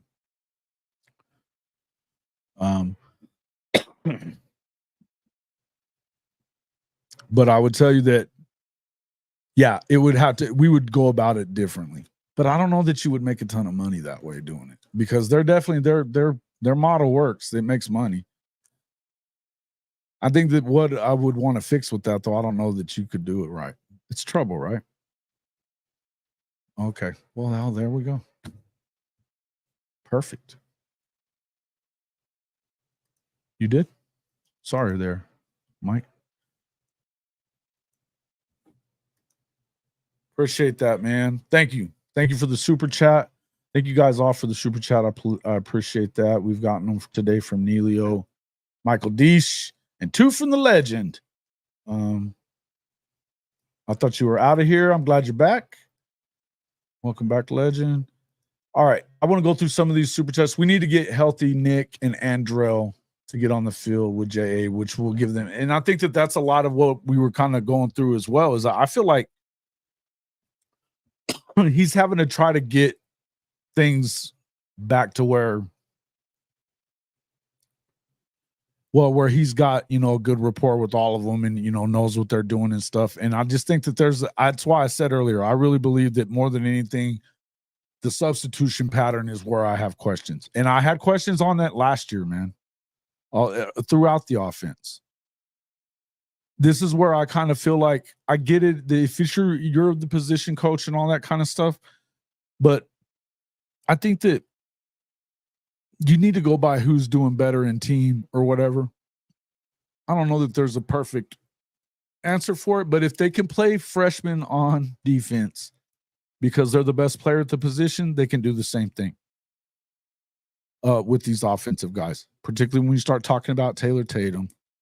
And I would say like guys like Ivan Carrion. Look, Ivan may not have the speed that some of these other guys are going to have, but he's got height on the outside that makes him that dude. And he's a talented kid, and he's not slow. I want to see more of that kind of stuff. Give him some easier throws, do some stuff like that. I think that's big. Servant OT MHG said, nothing wrong with nickel and diming your way down the field. Jay needs to learn to take what the defense gives him. I agree with that 100%. I was bringing this up because of what Sean said. Why did the center take his helmet off? I agree with all that, guys. As I said, I agree with every bit of that. Buddy, thank you, sir. Let us hear your take on what Litrell and JFA can do to make this offense bounce back big this week. Well, nothing like a little bit of, the entire week getting, under the microscope or whatever. And if you watch Litrell, every answer, he was like, man, we just got to be more consistent. One of the things I like that he said in that press conference is like, it's that we're not talking about huge tweaks that we need to make. It's small ones. But there's little things that they kind of stacked up. The good things can stack up on themselves, and so can the bad ones. I think they need to start Taylor too. I think he's the best running back in the room. I think that Javonte has been running with violence, and I want to see him in there as well. I don't know what's going on with Gavin Sawchuk. I don't know if this is just he did that his freshman year. He didn't really do much the entire year until the bowl game. Last year, it took him until the midway point of the season before he started doing anything. They said it was over an injury. And then now again this year, I don't think he was injured that I know of, but he doesn't look like he's moving fast. He doesn't. And now I know that Taylor made a bit of a mistake in the game the other night, and it may have affected the amount of times he was in the game. We know that DeMarco's rough on those guys, but I've struggled to understand the rhyme or reason with which he works his rotation. I really have. Last year, he was sticking to Javonte in, and Javonte said that he was hurt all year. Now, part of that probably had to do with the fact that he wasn't telling DeMarco that he was completely hurt, but come on, And whatever that was, I know it pissed Tawi off something fierce. It was a big reason why he left. Even though he was the heart and soul. And look, why didn't Sam Franklin get any carries the other day? His first carry of the game last week that he had, and it was in the second half, but what was it, like 40 yards? The guy, there's a reason why you wanted him. Come on. I just don't understand what's going on. It doesn't seem like he goes with the hot hand. I just don't understand it. It just, as much as I think he's a great recruiter, I have a hard time with it.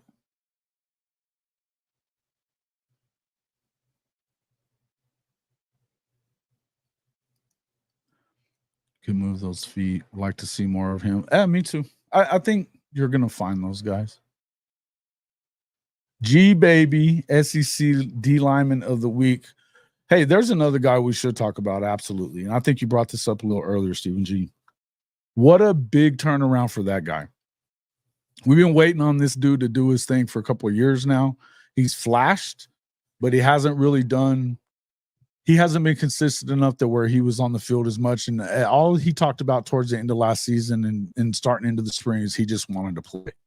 He wanted to get time and make sure that he was in the rotation. And he's made the best of what he's had. He put on the weight that they expected him to put on. He's being a consistent force in there. And what a play. It was an important play. And, if he's a half step slower, that's not a safety. Great play. Great play by him, man.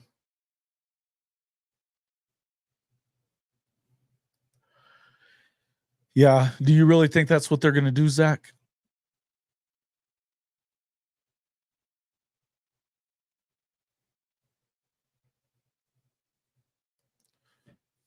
Maybe Gavin needs a bigger lane. Maybe. But it doesn't look like he's running fast, though. Now, of course, with Javonte, the problem with him is he just runs into the back of people. So I don't know. And it's something that I tend to agree with. I don't know that they're going to make a change to this, but their bread and butter stuff, and this is what Gabe was talking about on the show yesterday that they did, was he was talking about, and I haven't really got to watch much of it. I watched, I think, the first 10 minutes or something of it, but he was talking about that the stretch zone and that inside zone that they like to run, and that's their bread and butter running play. Well, it ain't working. There's no counter being run. There's no any of that kind of stuff, and the RPO doesn't seem to be really what their thing is, or at least not with Jackson so far. Again, this is another one of those things that maybe they're giving him a little bit too much to think about. And thinking about whether you should hand it off or not, you're making a read there. Then you got to once you've done that, then you got to make the read as to what the play is going to be as far as passing it. What's your progression? Seems like an awful lot they're filling his head full of if he's struggling with that right now. And I don't know that you should be struggling with that necessarily, but I think whatever's happened, I think it could get worked out. But again, we're diagnosing all these things with very little information, and we're talking about 2 games in. I don't know that we have to continue having these conversations. I understand that everybody's concerned and upset. Again, none of the great quarterbacks in OU history were great in week 1 and 2 of their first year starting. They just weren't. Baker had to come back. Weren't they down 17-0 or something like that in that Tennessee game? Came back, ended up winning the game in overtime. There were a lot of people that did not want him in the game coming into that. They didn't want him into the game after that, even though he came back from 17 down. Could have been worse. There were people that didn't want him in the game when he was a senior, and he had already been top 5 in the Heisman twice.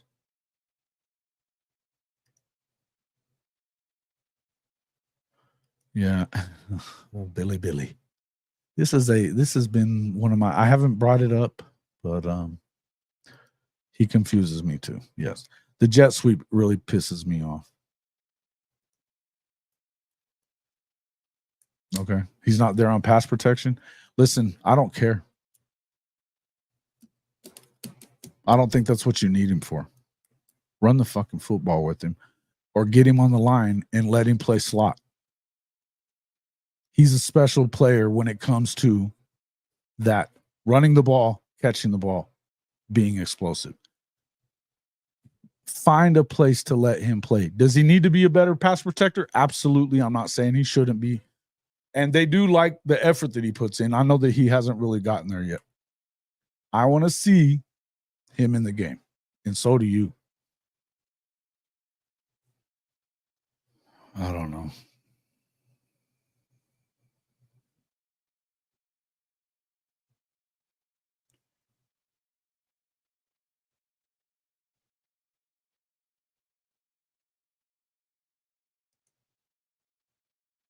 Cool. I will bring that up. I'll pull it up right now.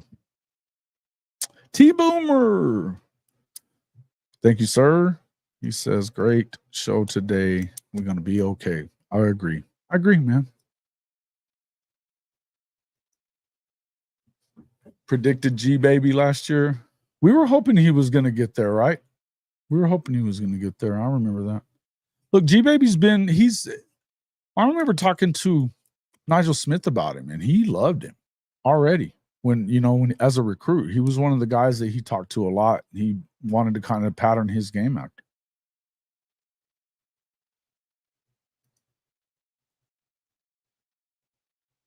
Yeah. I'll give you that. Mm-hmm. Look, I get that. Look, for DeMarco, that's definitely one of his non-negotiables that he wants those guys to pass protect. And Chicken's not wrong when it comes to that. I think in some instances, and we're talking about a guy that is, I mean, he's on the level that DeMarco was on as a freshman. Let him play. He needs to play. And I think that the rest of that room knows that. Just come out and show noticeable improvement versus Tulane, then do it again versus the Vols and again versus the next game. Yeah, this is a one. Hey, man, you did, and that's the. Thank you, Neilio. They're going to be feared, they're going to be respected, and they're going to keep you in every game. And this is absolutely correct. You got to go 1-0. You got to think about going 1-0 every week. The expectation of them being a finished product right now is a silly expectation. And it's not even productive, because if they were the best they could be right now, even if it was really good, like, everybody talking about how good Texas is right now, if this is the best they are, it's not going to be good enough.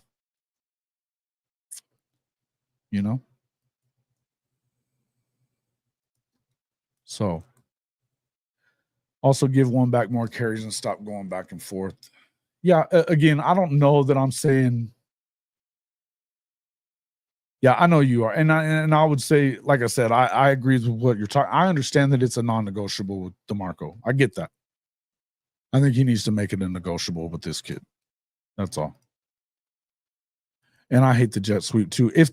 Here's the thing, it's not just that they're still doing jet sweeps, but they're spreading it out, but then they're not getting vertical. It's the reason that you try to spread the field out. If you're doing that, Chip Kelly's probably the best in the country at doing this.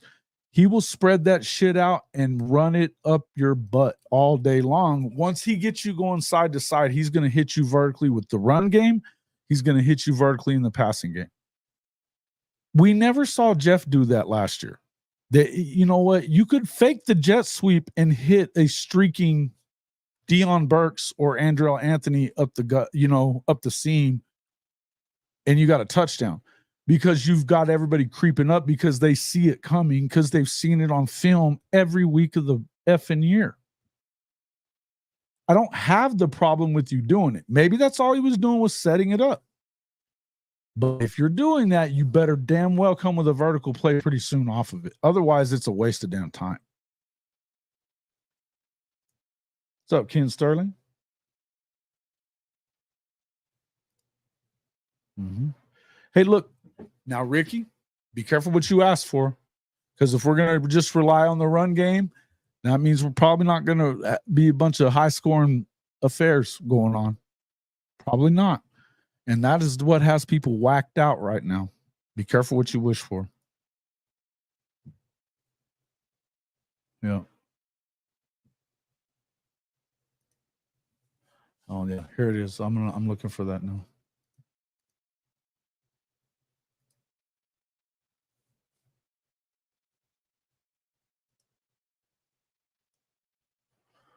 Ta-da. Here we go. I'm going to share that real quick.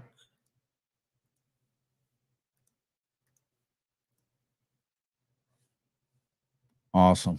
Good stuff for G Baby. He's been, and you know what? He's been looking really good lately anyway. So good for him, man. I'm excited for G Baby. He deserves it. It's good stuff. And it's been a while since you've seen this, right? Yeah. Yeah, listen, and I think that's one thing I've always liked about Baker too, Kimberly K, is that he's always been there for these guys he's never really left Oklahoma, if you think about it. He's always been still there. Dylan talked about getting to know him and getting to, have an opportunity to get to know him pretty well. I wasn't really trying to get out of that just yet. There we go. No, but man, awesome for G Baby, man. He deserves it. Anyway, yeah, I would tell you that, yeah, you're right about this. And I almost left the studio right there. Whoa. All right. Anyway. Love to see a 3 tight end set. Little 13, huh?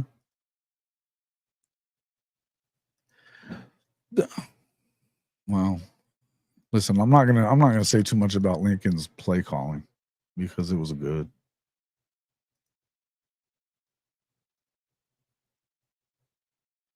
Yeah.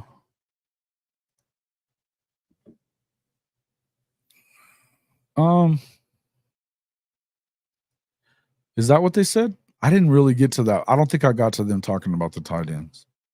But I've also heard them saying that they really love the way Bauer Sharp is such a willing blocker. So that surprises me that they said that. But yeah, I would say that from what you were saying, Kimberly, I think that, look, Baker's that guy that he loves Oklahoma. He loves Oklahoma above all. And it wasn't just a Lincoln thing with him or any of those guys. It wasn't. But I would tell you that the quarterbacks all love Lincoln or whatever to some extent. But he's even been the one that said, that Lincoln really didn't do himself any favors with the way that he does stuff. Look, if Jay needs his mentoring and help, and I'm sure I would not be surprised if he already has his phone number and that's not a phone call that he can make. Not to mention Dylan Gabriel and him are tight. And say what you want about Dylan for his, what he is as, an athlete. But he's a hell of a leader. And he knows how to run the offense. You can call and talk to these guys and get a little bit of something. Because that's what I loved about Dylan too. He wasn't Baker, but the guy was a competitor. He was a competitor. Look at how calmly went down the field in the Red River and won it. Roberts is a better blocker right now, you're saying? Okay. What time do you and Coach come on Sundays? We don't always come on Sundays, but we may start doing it more. I'm got to start doing a little less on these. I'm about to go ahead and wrap this one up today because I had to start that new job. So I got to get into the other gig and get started. But I'm going to still continue to be going Monday, Wednesday, Friday, 10:15 Eastern time. That's 9:15 here in the Central. And we'll be doing this all the time with the Rise and Shine College Football. I love talking about all this stuff. There's plenty to get into and talk about. Some of these other games, look, and I would tell you one more thing. This is the one last thing I'll say about it is they're not a finished product yet. But guess what? Neither is Alabama, neither is Oregon. Obviously, Notre Dame isn't either, and I also don't think that they're completely out of it. By the way, I think that they put themselves in a tough position. But LSU didn't look great against that team that they played last week either. College football is a finicky thing, man. We've seen Texas kind of peak out in week 2 the last few years. We'll see kind of what happens as far as the rest of this season goes. But they haven't been tested on defense yet, so I wouldn't go too crazy with how great they are. I know everybody else is, but this is the world we live in right now. The hot take is so much more readily available out there than is something that you're actually putting some thought into. And I would say that as much as we love to jump on people and we love our Sooners, we jump on them quicker than anybody else does as a fan base. It's not the entirety of the fan base, and most of them aren't even the guys that are in my show, but some of them are. Some of them are. One of our regulars has been doing it. And he was trying to bust my chops here yesterday, actually on Coach Rick's show. But to answer your question, Shooner Brandon, we don't really have a time that we do Sundays. It's just been kind of the last couple of weeks we just kind of popped up and decided to do one.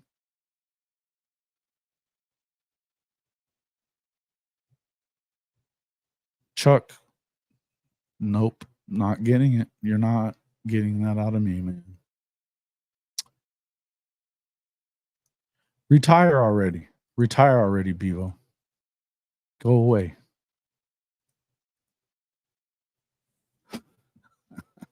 Give you the power for what? Oh, to be a mod? All right. Legend, thank you for coming in, bud. I don't know. We're going to have to talk, chicken. Yep, could be Notre Dame. You lucked into that. You know you did, and we know you did. You lucked into it.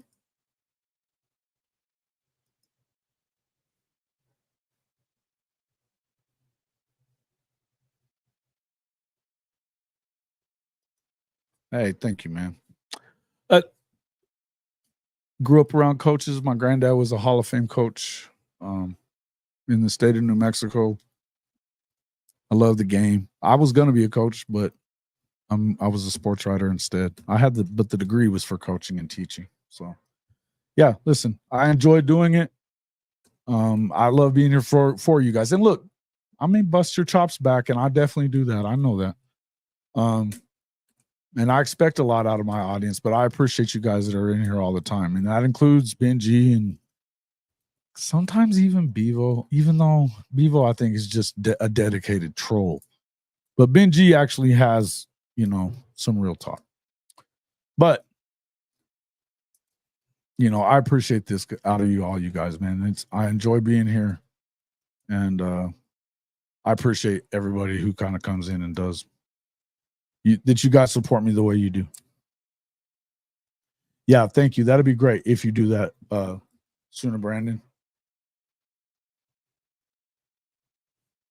Yeah, I don't like the Bill B stuff. Silly talk.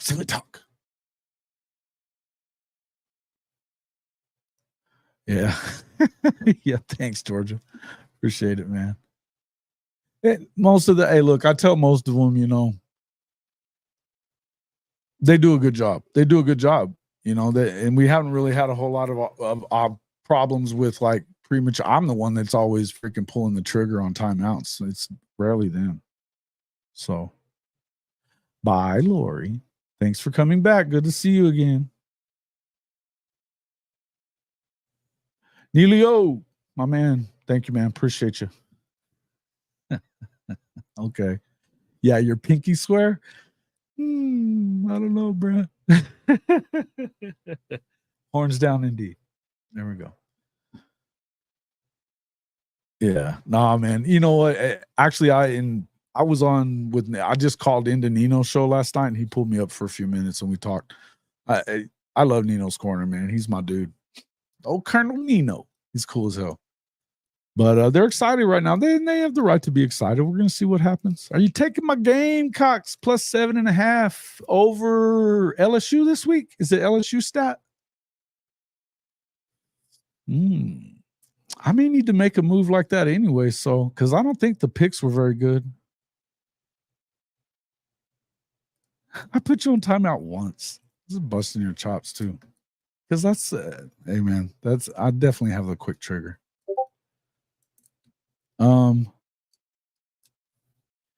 Wait, did he do that in here? Oh no. Thanks, T Boomer. My man, appreciate you, my guy. LSU. Yeah, and it's in Williams-Brice, yes. Yeah, I'm gonna have to go with them. Good stuff. I'm glad you did. He's doing good. He's probably not doing great right now. I haven't talked to him today. I gave him Sunday to kind of do his own thing. The last time I talked to him on Saturday, he was unhappy. But I get it, man. Hey, Oklahoma didn't even lose, and we've been dealing with the crisis too. So, I didn't time you out 3 times. No. Who did that to Lori? Was that you, Hank? It had to have been Hank.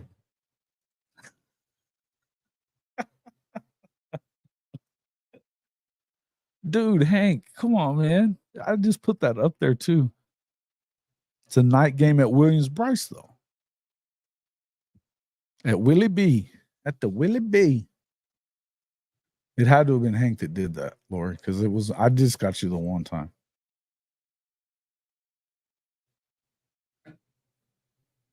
But I put it to you this way. He usually pops in here for a couple of minutes at least once on the show. He hasn't been here. I don't think he wants to talk football right now. Hankster, who was it then? I don't believe you. I think it was Hank. Even though he's not the one that ever puts anybody in timeout. No, this ought to be a fun game. No, I'm excited about that one. Hey, look. There's a good example right there. They played terribly against Old Dominion last week. Supposed to get blown out in Lexington, and they worked them. Week to week in college football, you just never know. It's going to be 10 million degrees. Yeah. Yeah, it will. South Carolina.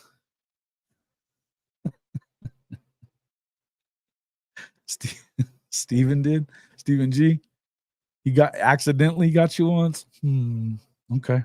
Well, maybe because you kind of asked for it a couple times, but I only got you the one time.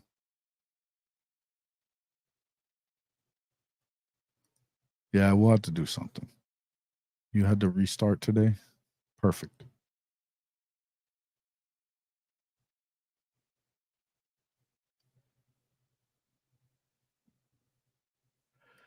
Was it? It wasn't the same song this last time, was it, SDR? I thought that they played a different song this last time.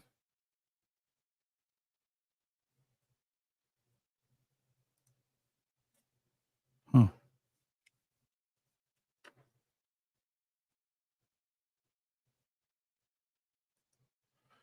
Yes, Raymond. Yes. We've got one that keeps coming in here talking smack. And even USC Jay's been giving me shit for the last few days.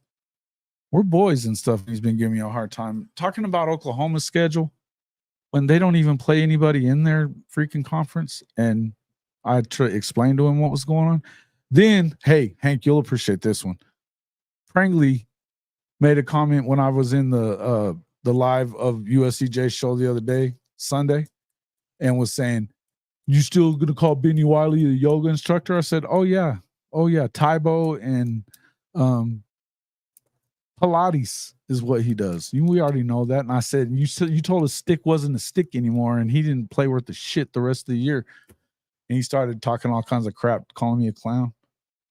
It was fun, good times. Frankly, you accidentally got legend. He was probably pissed. That's good stuff.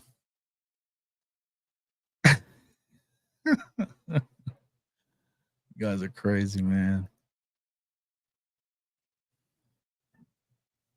Oh, man. All right. Let's see. Where is that?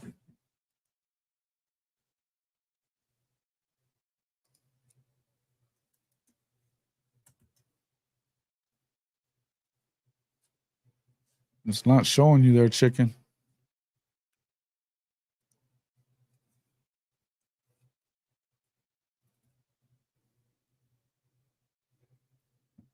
I'm not finding you. I'll have to get it later. I'll try to put you in there right now.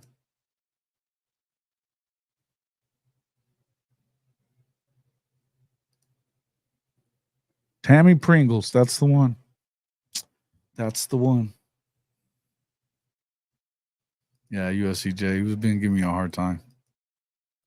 That's all right. I'll holler at him later. I need to give him a call and I'm just going to give him what for on the phone. We don't have to play the phone tag or the comment tag thing. All right.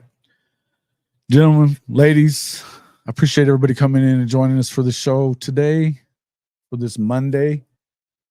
Everybody relax, enjoy the rest of the week. Get ready for this. I think what I was getting, one of the things that I was trying to say, and I'll close with this, is I think that the fact that they won is an important thing to say about this, right? Thanks, T Boomer. Appreciate that. It's going to be okay. The fact that they won is a good thing, right? The fact that they won is good. Because a couple of years ago, they probably would have lost this game. No, almost definitely would have lost this game. When they weren't on 100% with their offense, what else you got? Because you're not stopping anybody. Not consistently. Their offense was as bad as it could probably be this weekend, and they still won the game. That tells you a lot, because you got to expect them to be at least a little bit better. You got to expect them to be a little bit better week to week, which means that things are going to be okay. That's my feeling on it. I think that we're on the way. They still have everything out in front of them, and they're probably going to get a lot better as the year goes on. In any event, let's keep it. The fact that what I was saying was, I think it was probably a blessing that they had that scare, because if we know that Tulane is better than Houston was. So if you go out there and blow Houston out and then you get a little complacent with Tulane, it could have been a loss. Now that's not going to happen. You know it's not going to happen because they're all getting raked over the coals, not just by the Sooner fan base, but by that coaching staff as well. I'm sure they're going to have a better week of practice. Should be a big game this weekend. Guys, I want to talk to you guys on tomorrow. We'll be on 8:30 Eastern time, 8:30 p.m. Eastern time right here on our normal live stream for Tuesday nights. Then we'll be back here for Rise and Shine College Football Wednesday morning, same time as always, 10:15 Eastern time. Make sure you hit that subscribe button if you haven't already done so. Like and share the content, and you can get over and check us out at our merch store. It's hofmedia.us/pod-merch. HOF Media, I'll put it in, .us/pod-merch. Get all your horns down gear. We've got all kinds. We've got the coaches stuff of the, he don't give a, I'm sure he was said this quite a bit, but let's just, to give a little love to Coach. You know what, guys? In a nice way, fuck y'all. We don't give a shit. Sure, he said this a ton. Yeah, I'm sure he said this a ton over the last couple of days. Yeah, we don't bring that dude up here, Lori. But yeah, I've heard some stuff about that the last couple of days about him saying that Lincoln was a better coach than BV. Is that right? It can't be right, can it? I'm about to bust you out of here again. Mint Mobile. Also, hey, check out Mint Mobile. Chicken got hooked up with Mint Mobile. It's trymintmobile.com/HOF. Trymintmobile.com/HOF. And get 3 months of unlimited talk, text, and data on the nation's largest 5G network for just $45. That's $15 a month. You can do it on the same phone that you have right now. You don't have to switch phones or carriers for that 3 months. You can try it along with what you already have on your service. Jump in there and give it a try. It definitely helps out the program, but it'll save you a lot of money. I switched over for the 2 phones that I pay for. I'm saving over $1,600 this year. It's a great way to save money. trymintmobile.com/HOF. Okay. BV 2024, Oklahoma great again. There's only one. Heck yeah. If we're going to do political talk, this is what I can get behind. Other than that, I don't want to see anything of the rest of it. Don't care about the presidential race. I'm not going to talk about it here. It's just no good for that. Let's keep away from that. He should scare people. He should scare everybody. Absolutely. The free way to help the show, folks, just hit the like button. Make sure that you hit the like button. Share us with your friends. That's the free way and the easiest way to help us out. It makes sure that the algorithm is picking us up and pushing us out there. We've had over 700 views today. Over 700 views during the stream in just a little over 2 hours. We've only got 50 likes. That's not even 10%. Come on. Come on. This is no good. Wipe your feet. All right, guys. Love everybody. Appreciate everybody coming in for the show. We'll see you all tomorrow night right here at HOF-CFB on YouTube. You can find me at JW_HOF as well on Twitter as well. Make sure you guys hit that like button on the way out. See you on the next one.